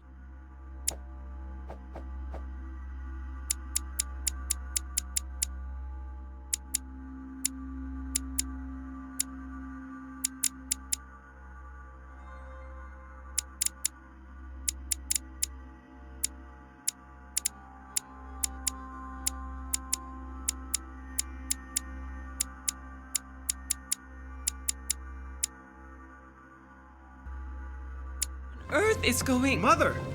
Go! You must leave. Everyone's going to arrive. Louis, what's going on? Duchess? Is everything all right? Go! Go, Mother! No one must find you here. Go. Come, Louis. There's nothing more you can do. But I... Leave us. Emily, what's going on? Mother, go to the crypt. I'll meet you there. I'll be waiting for you. Emily. Madam, I'm coming in. It was bound to end like this, Louis. Let me stay with her, please. Go, I'll cover you. What? What are you doing there? Stop! God damn it. Now what's going on?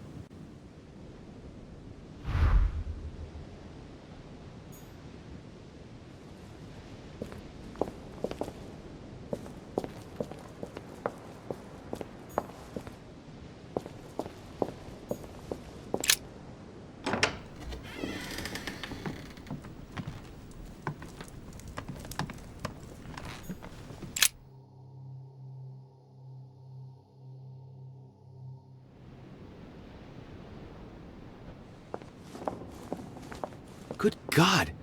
They're all here. They must have heard the gunshot. Where is Lord Mortimer? Can anyone hear anything through the door?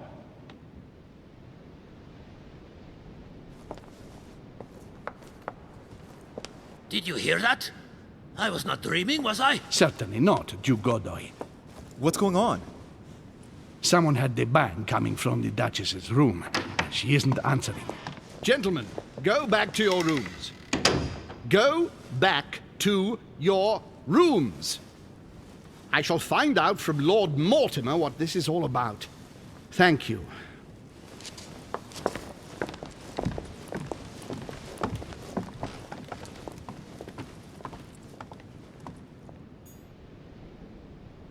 My instructions are clear, sir. No one is to enter.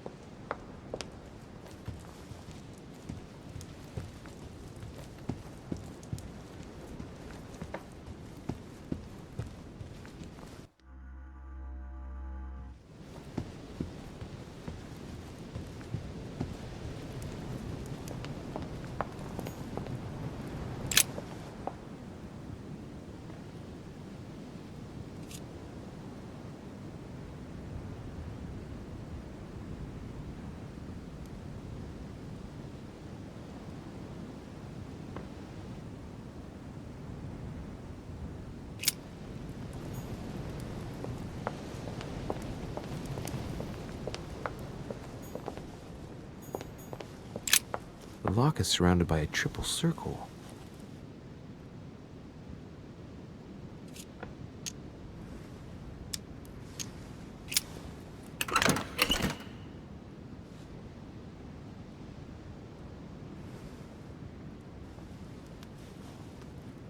I have no space left. I'll retrieve it later. I have no space left. I'll retrieve it later. I have no space left. I'll retrieve it later. I have no space left. I'll retrieve it later. All right. I've retrieved everything.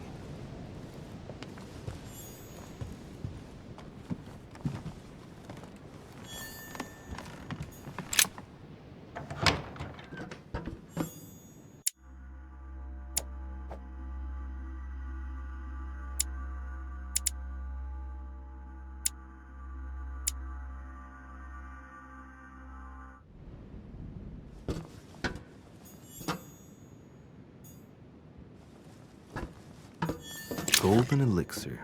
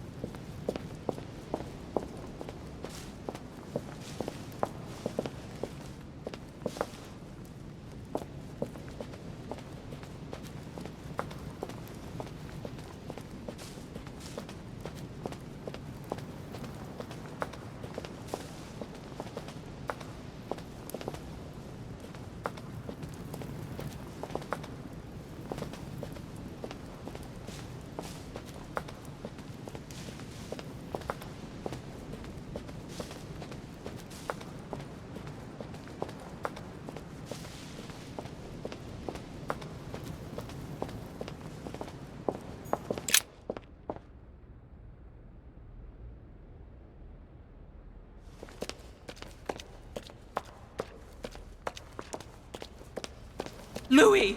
At last, there you are.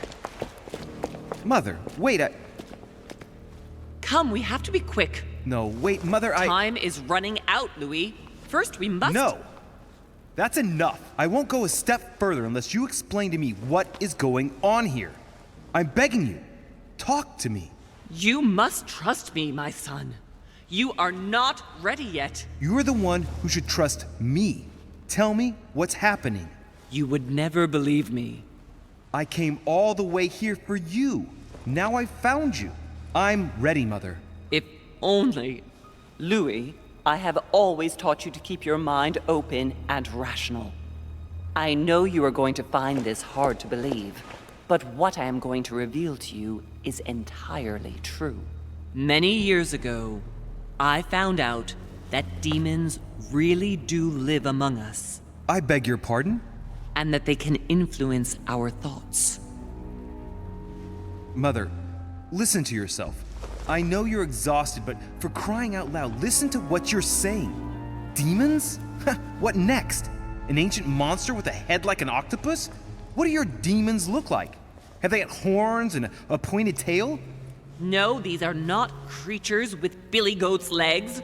Forget your Christian folklore. Imagine them more as parasitic spirits. They possess their hosts and direct them from inside. Parasitic spirits? Yes, they are capable of going from one body to another as they see fit. And 2 of them are present on this island. Right. So let me guess.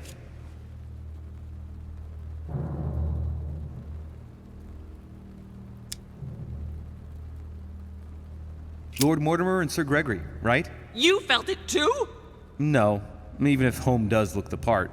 But I don't know who else could do it, given that we're on their territory. Many years ago, well before you were born, I crossed paths with one of them. Since then, I've spent my life trying to find it again.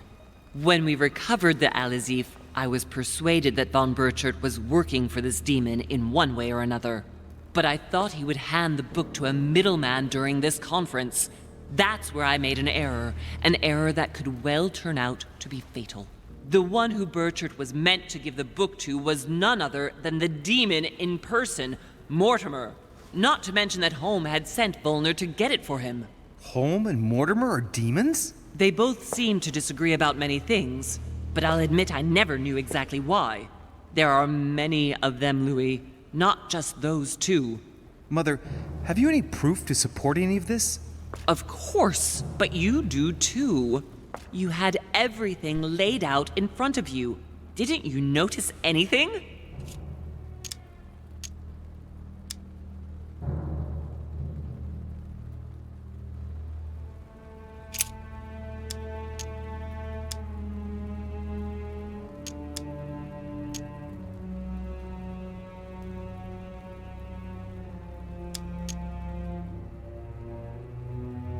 I came across his family tree in his study.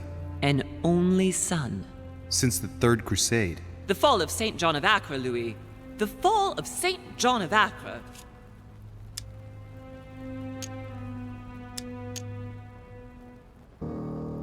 I must admit, I found it difficult to understand how and why Mortimer didn't have a place in history. On the continent, Mortimer and Home are mere dandies who organize society balls. History forgets them with a disconcerting facility. No one speaks about them, and yet they whisper in the ears of kings and presidents.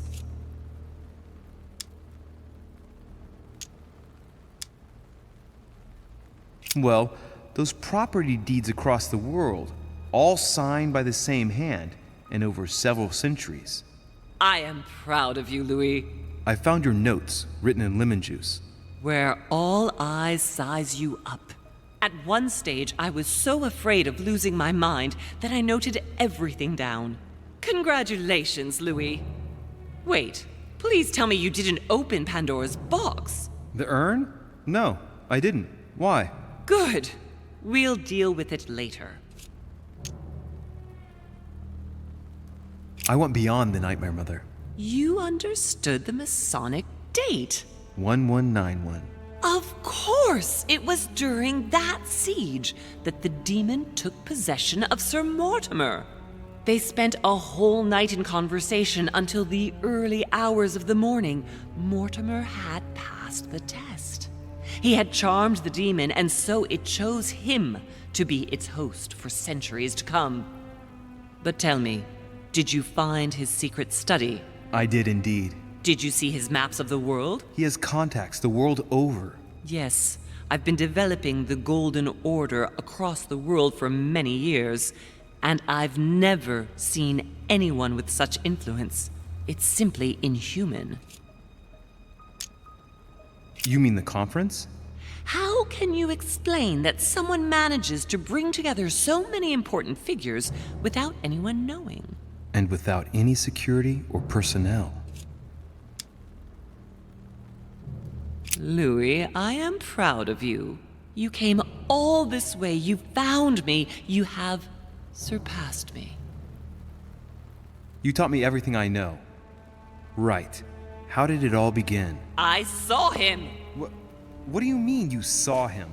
I was 20 years old. I was young and carefree. I traveled the world in search of adventure. In the Persian Gulf, we came across an ancient grimoire that became unlocked. Composed of 7 parts, each one was a book in itself, set in a sort of metal armor that structured the whole thing. When all the volumes were brought together, they formed a single book. On my return to Paris, I set to studying these pages. I spent all my days and nights studying them. Oh, I can imagine you doing that. But the writing was in a language I had never seen before, developed well before Sumerian, in my opinion. So I got the idea to form a small occult circle composed of all the major names in the occult world to see if anyone else could crack it. And you found no one. And I found someone, Louis. I found him, or rather he found me. He was young, charismatic, he was flamboyant. You mean Mortimer? He was a veritable mine of knowledge. I showed him the book, and he was able to decipher a few passages. We spent several months together studying the pages. He helped me understand certain passages until I realized that he only translated a few parts for me. But I had aroused his interest. It was too late. How so? I mean to say he manipulated me. He used me, and in the end, he stole the book with all its secrets. Did he ever go to your place? Not once. At least I don't think so. But before disappearing, he proposed a pact between us. He proposed that I follow him and let him teach me, allow him to bring me up.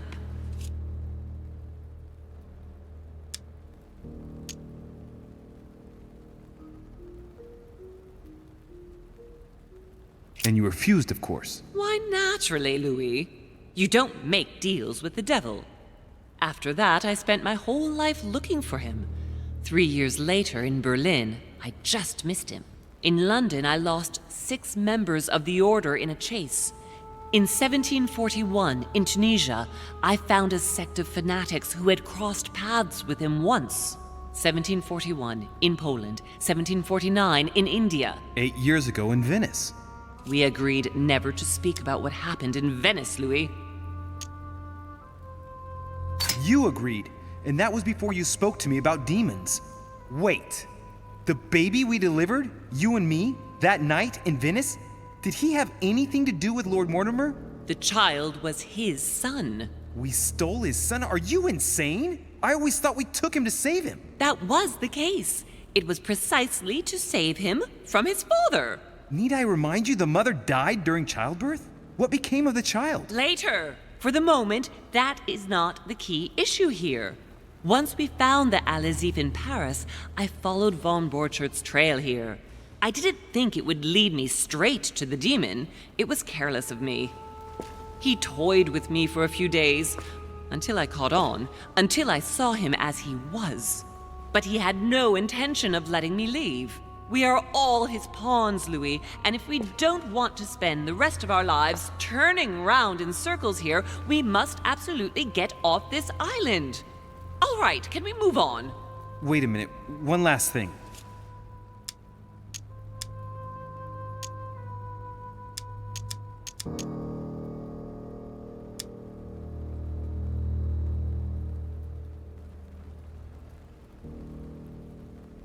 I want to know what happened with Elizabeth Adams. Louis, we haven't time for those details.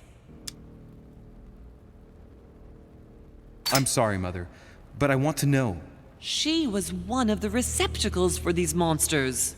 I met her parents when she was born. One of the demons got inside her. The demon used her to spy on her father, John Adams.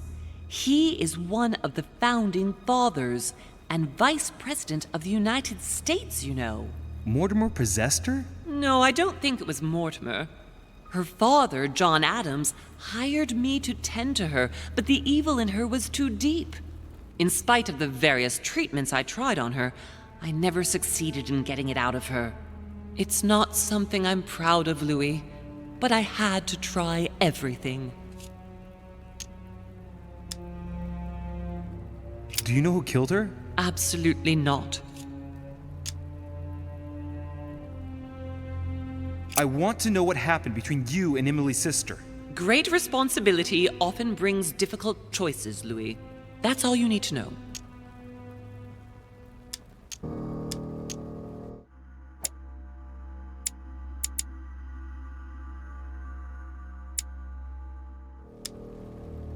Mother, I won't take a step further if you don't answer me.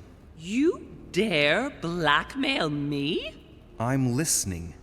All right, I used her. So there you are. Happy now?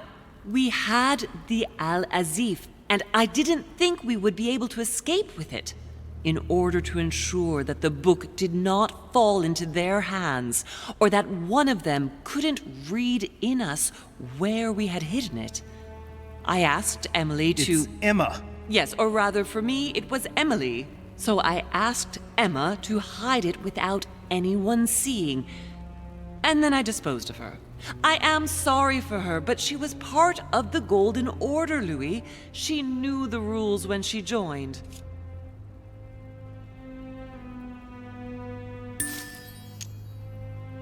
What did you negotiate about the Al-Azif with Volner? Absolutely nothing. I managed to pull the wool over his eyes until I found a way to flee. What was going on with the cannons in Tuscany? It was nothing. Since when does the Order finance wars? The cannons for that Bonaparte fellow? Listen, once in the lion's den, I did whatever I could to appear legitimate. So yes, I pretended to be interested in Mortimer's project about a young military man who was seeking funding for a foundry in Tuscany. Between you and me, if buying China would have enabled me to escape, I would have signed without hesitation.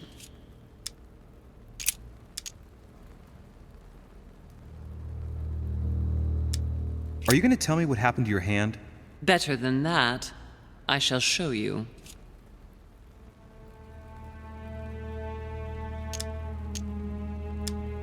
You know, I found your package under a wharf plank. Thanks for not touching it.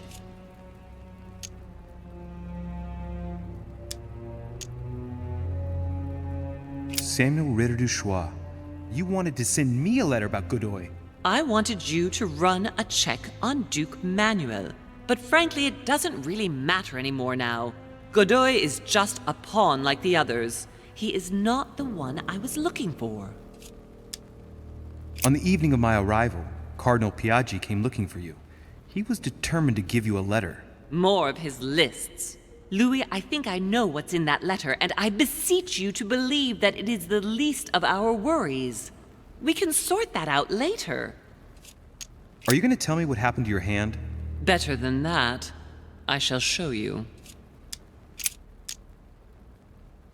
Good. I think that's about right. We shall speak about it once we get back to France. Great actions for humanity have been decided by demons for centuries, Louis. They are playing with our destiny. We are their slaves. And it's time for it to stop. By the way, what was Mortimer's project at this conference? He demands that the Spanish hand over Louisiana to France. Oh, knowing him, it won't stop there. We should do our utmost to put a stop to Mortimer's plans. But for the time being, there are more pressing matters.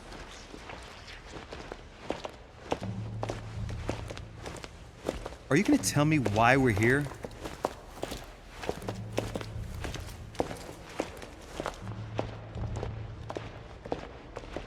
There. That's why we are here.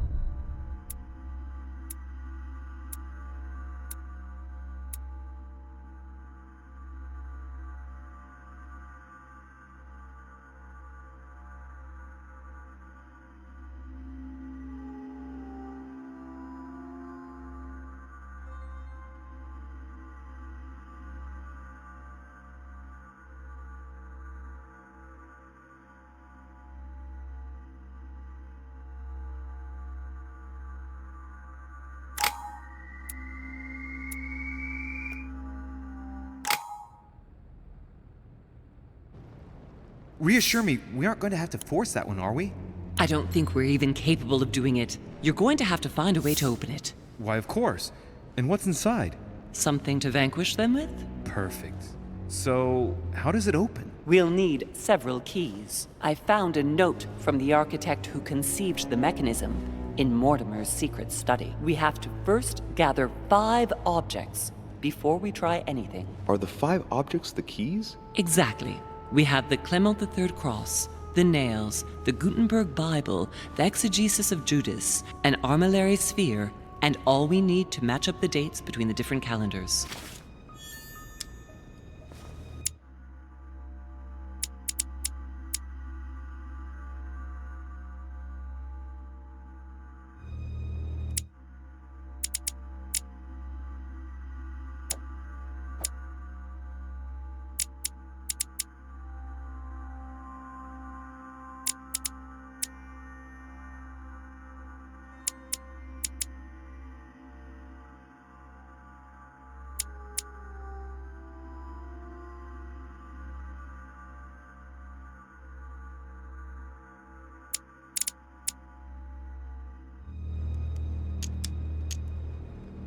Why a cross? Well, I haven't the foggiest idea, but it just so happens that's what you are going to use to activate the mechanism.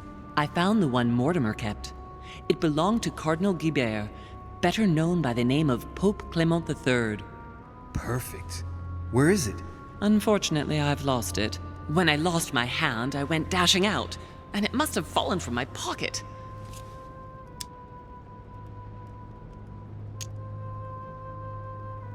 Remember, Mother. I'm certain you can remember. Let me think. You were running. I was bleeding to death. You remember the pain. I thought I was going to faint. Yes, I remember. I don't think it can be far, can it? Would you have lost it outside? No, I don't think so. It must be in the area. I don't remember going up with it. Perfect.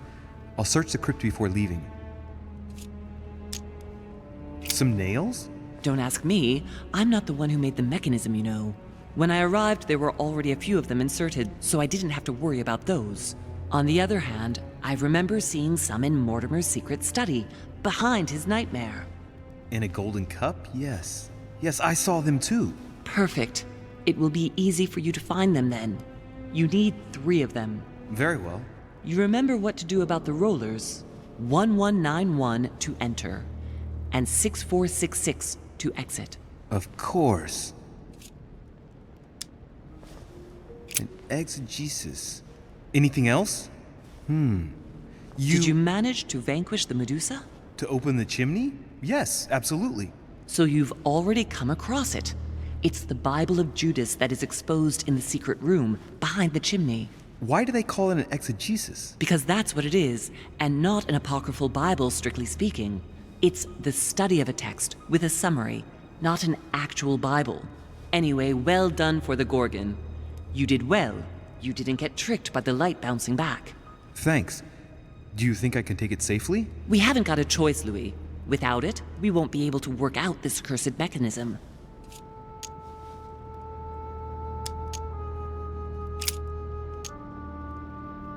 This is the book in which you left your correspondence with Duchess Hillsborough, isn't it? That's right. You still believe it's in the tower room, don't you? I don't know. There is only one way to find out, though. Right. I shall go and see. There's one in the portrait gallery. Yes, but it's enormous. If you don't want to have to go back and forth several times, then I suggest you get a smaller one. What did you do then? I didn't think I'd need one. I started without one, and I lost my hand before I did need one. And you can see the result. There's one in the portrait gallery. Yes, but it's enormous. If you don't want to have to go back and forth several times, then I suggest you get a smaller one. What did you do then? I didn't think I'd need one. I started without one, and I lost my hand before I did need one. And you can see the result. What do you mean by the concordance of dates exactly? Don't worry about that. We already have them. They are written on the back of the message I just gave you.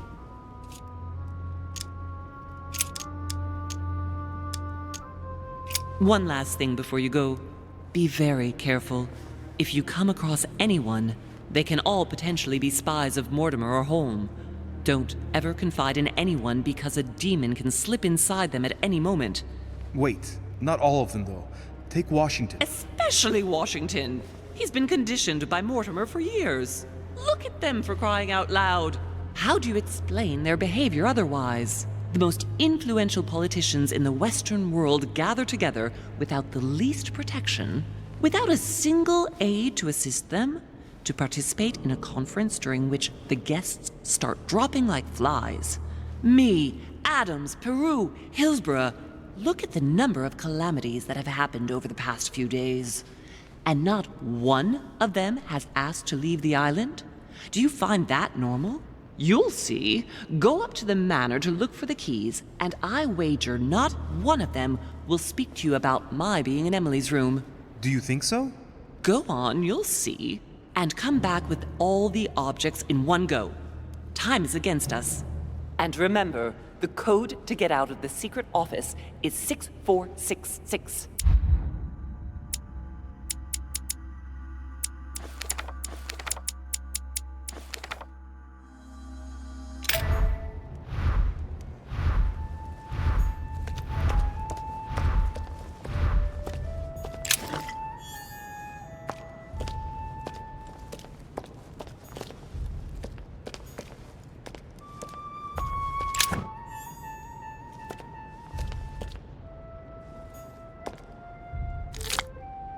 Honey, the remedy of the gods.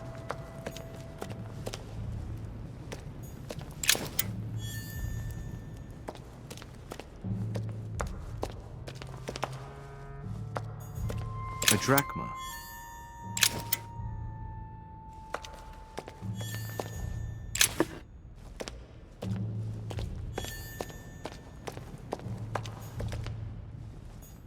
Famous cross of Clement III. Perfect. A Bazant.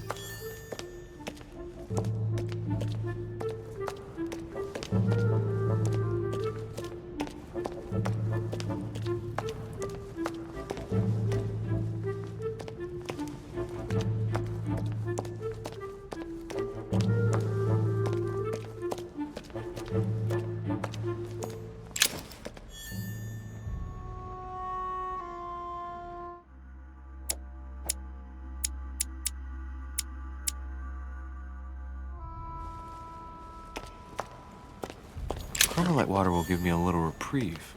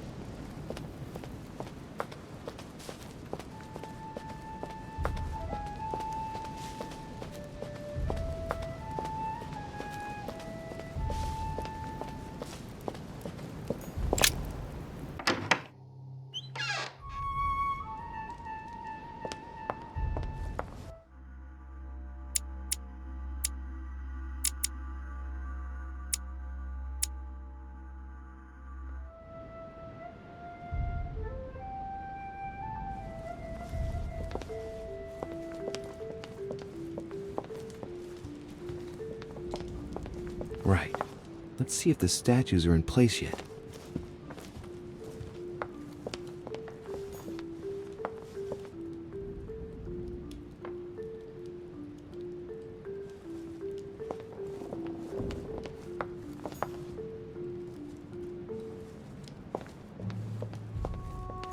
That statue is not positioned correctly.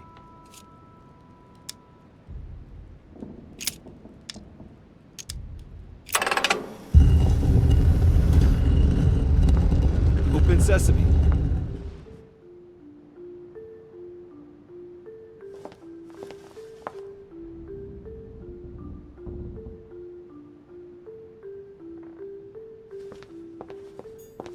So that's Pandora's box? An urn? Mother seemed worried that I was able to open it. I wonder why. So, I did well not to touch it.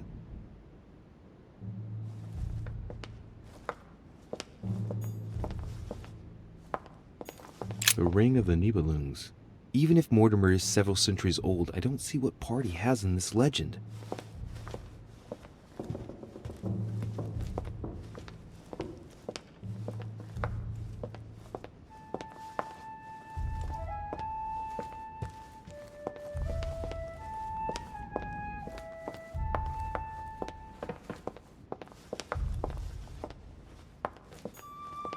Caesar's laurel wreath. If Mortimer really is what my mother says he is, it could mean... No, that's impossible. No, not Caesar.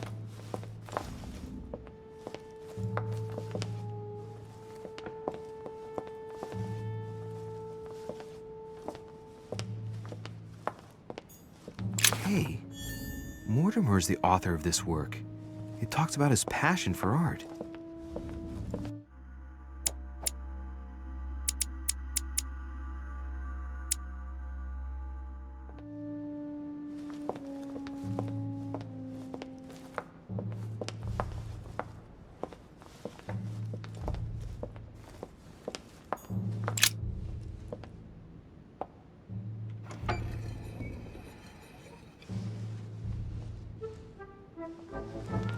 So that's the exegesis of Judas. I hope Mortimer doesn't read it very often, otherwise he's going to notice that someone's stolen it. But that's just too bad. I need it.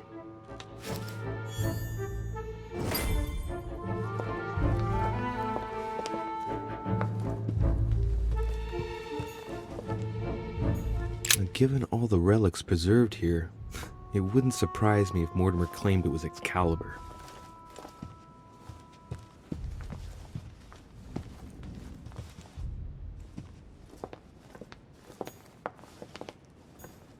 Right. I've got what I need. Now let's not waste any more time.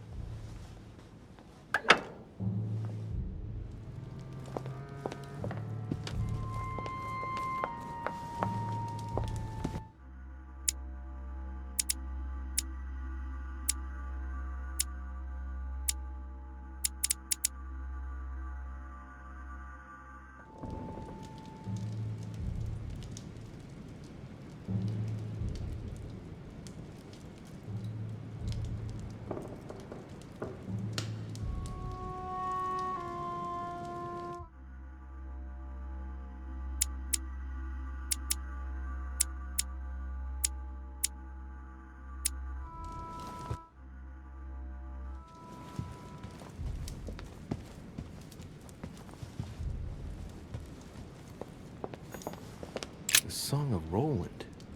Roland feeleth his death is near, his brain is oozing by either ear. With his brain oozing, it's already remarkable that he can feel anything.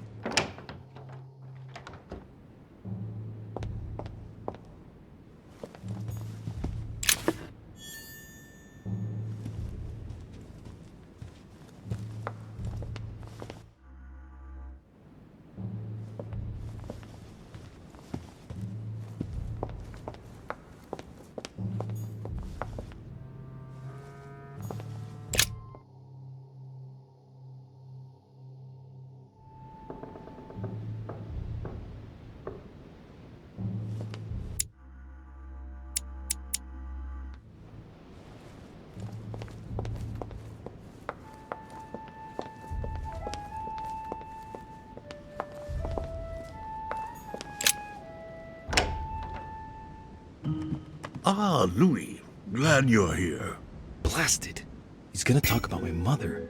Come and see what I've found. There are pieces of paper in the ashes of the chimney. Someone's been burning something here. Incredible. He doesn't seem to want to speak to me about what happened between my mother and the Hillsborough sisters. Show me a little. Look, it's possible to distinguish two different writing styles. The rest of the correspondence between my mother and Emma. Someone tried to burn an exchange of messages. I'm certain. There must be more. Shit. What on earth is he doing?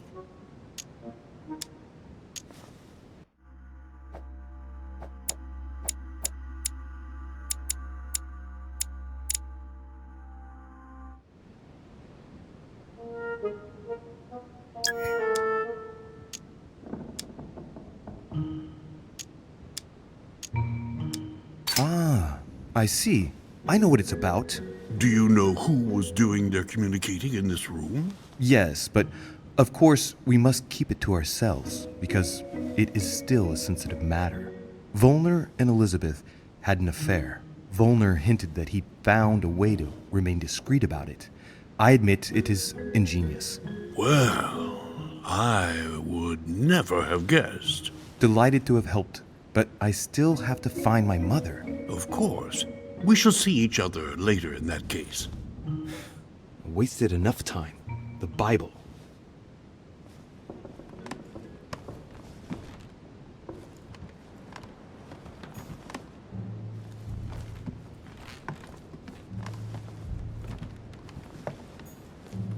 A chest with the occult symbol representing air.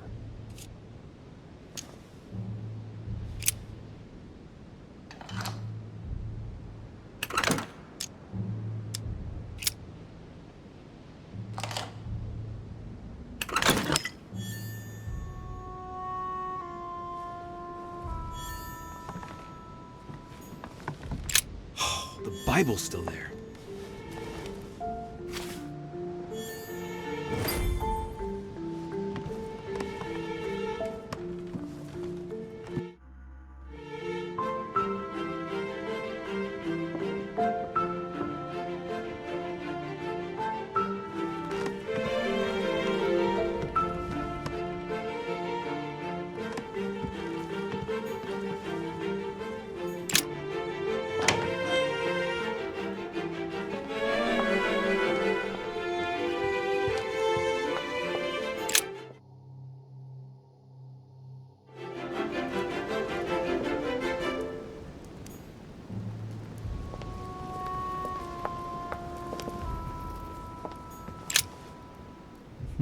Which four-letter word could open this chest?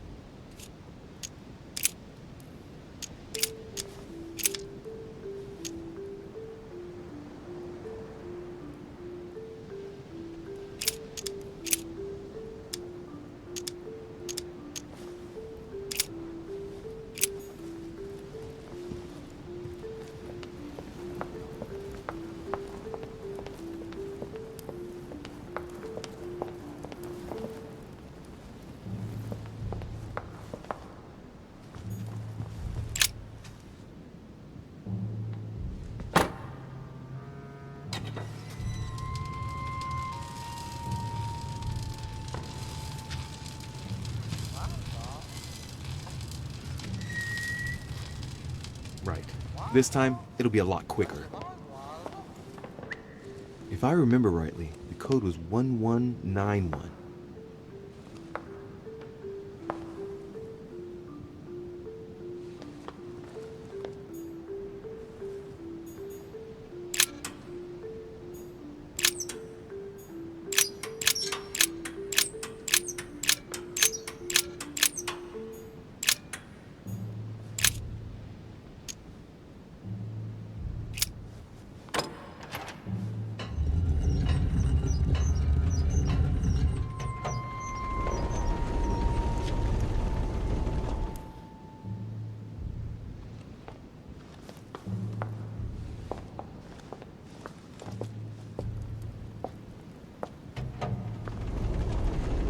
Of course.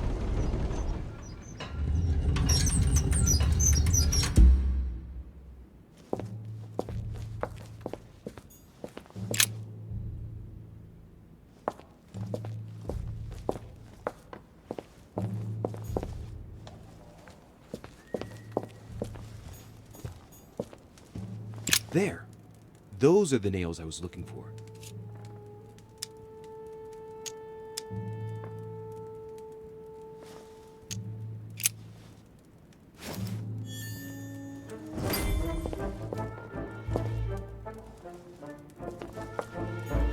How could Mortimer have locked in there?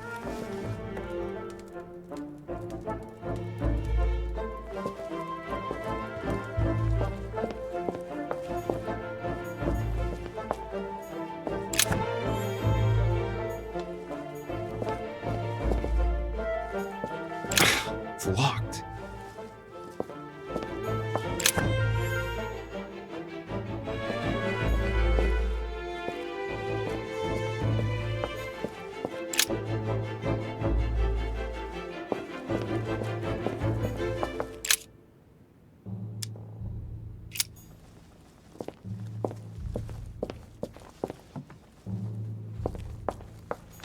Weaknesses of the Human Psyche by Gilhelm Trimor.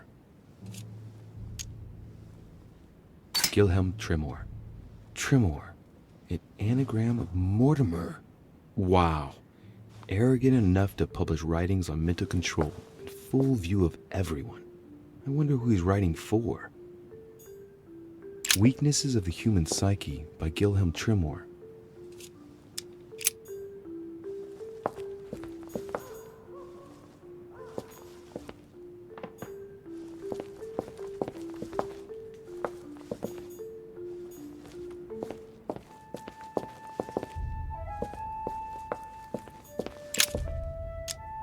All right, come on, let's get out of here. 6466, if I remember correctly.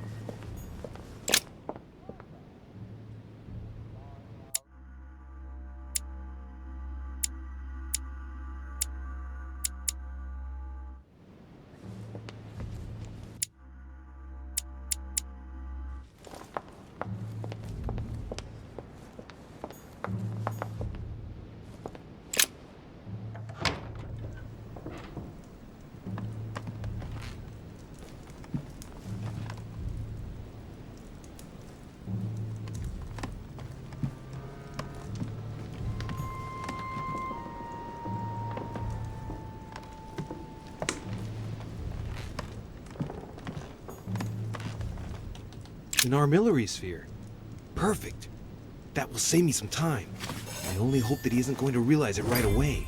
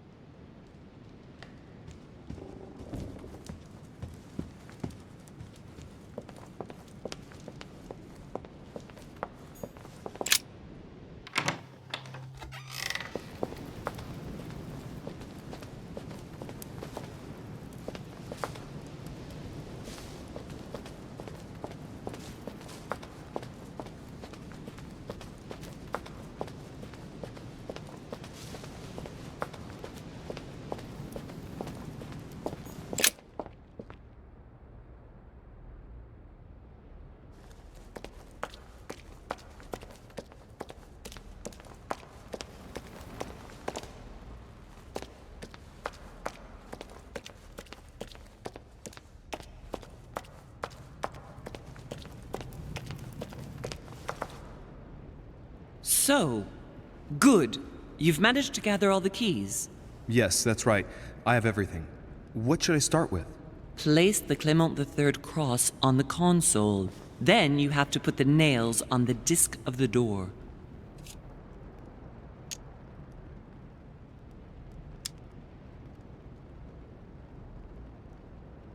What theme did you start with? As the fresco shows the birth of Christ, I placed one nail in Bethlehem, one in chapter 2, and one in verse 6. The iris opened a little. I thought it was normal. Behind the aperture of the iris, there is a duct in which I put my hand. I felt something like a valve at the bottom. I thought by turning it the door would open, or the iris would open completely, or something else would happen. Instead, I felt something like an axe cut off my hand. I really thought it was the end of me. What did you do then? Well, although I had made some unfortunate choices, I was lucky in that Mortimer was well stocked with drugs. I raided his supplies of medicine. What hole should I put the nails in? Well, I can't really advise you there, because I haven't exactly made the best choices myself. All I can say is that you have to insert 1 to choose a town, 1 to choose a chapter, and 1 to choose a verse.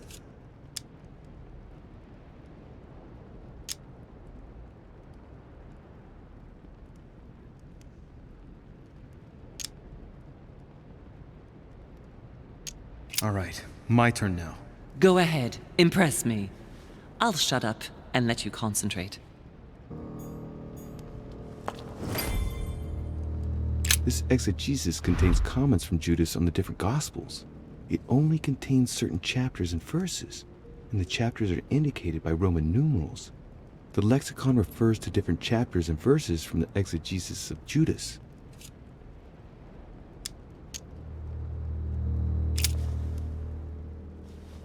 Chapter 5, verse 2. Jesus cures the sick and lame on the 8th of Adar, 3791, in Jerusalem, at the pool of Bethesda. All stand and fling away their canes.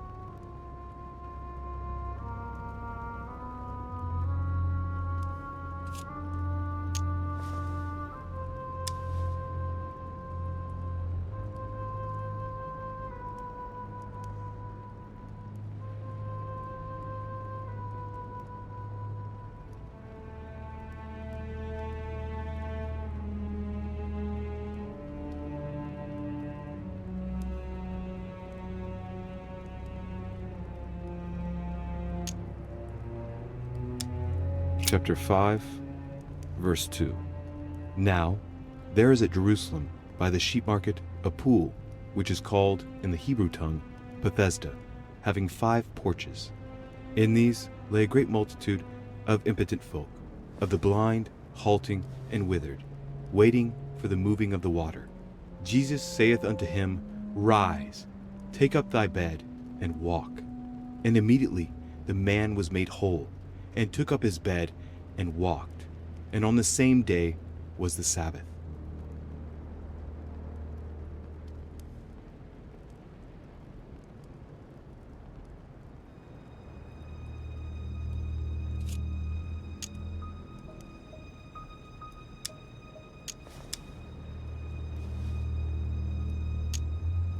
Chapter 5, verse 2. Jesus cures the sick and lame on the 8th of Adar, 3791, in Jerusalem, at the pool of Bethesda. All stand and fling away their canes.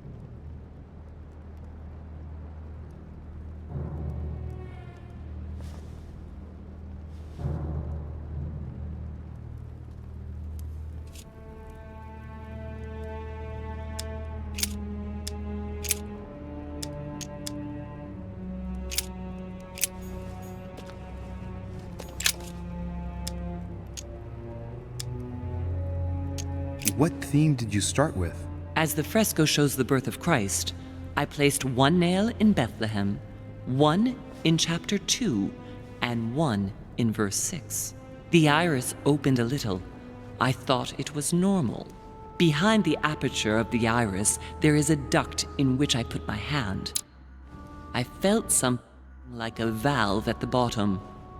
I thought by turning it the door would open, or the iris would open completely, or something else would happen. Instead, I felt something like an axe cut off my hand. I really thought it was the end of me. What did you do then? Well, although I had made some unfortunate choices, I was lucky in that Mortimer was well stocked with drugs. I raided his supplies of medicine.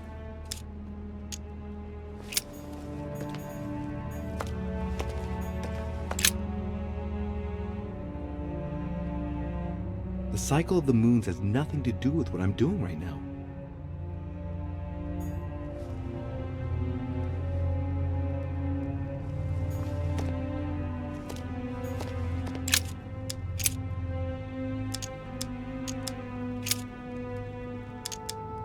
Chapter 2, verse 6. Jesus was born of Mary and Joseph on the 22nd of Teveth at midnight, 3762, in the village of Bethlehem.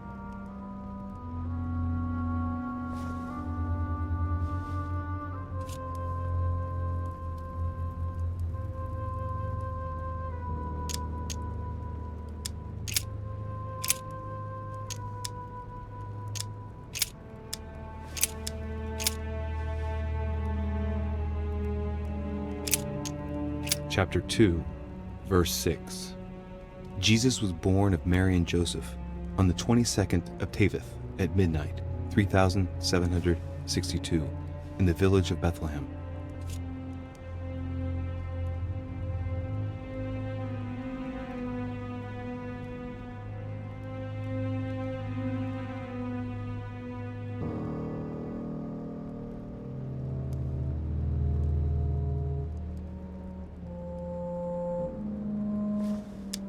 Chapter 2, verse 6.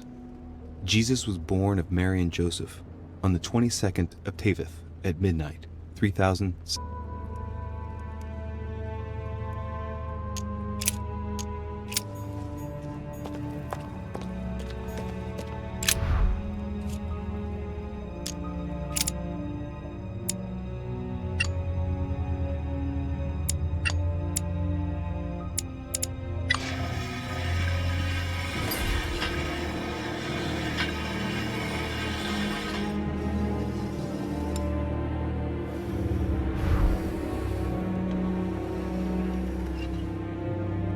Works. Well done, Louis. I hadn't seen those other wheels. Try connecting the theme to see if it goes all the way.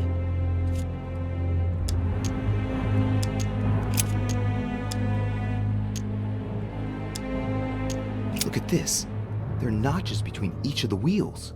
So, I have to link the name of the town from the theme I've chosen to an icon, then to a date, and finally, the date to the moon.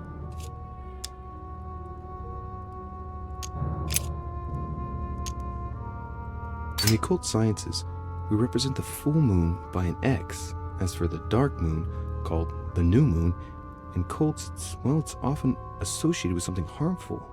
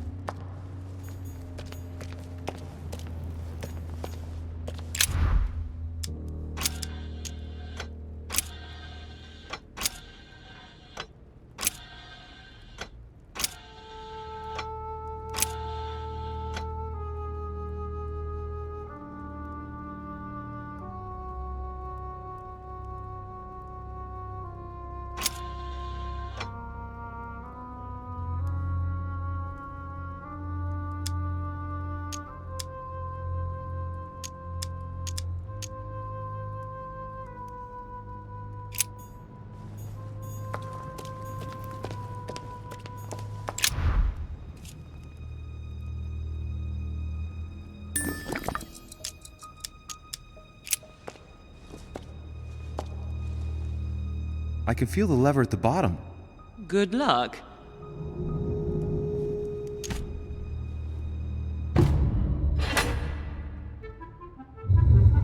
I never doubted you, my son.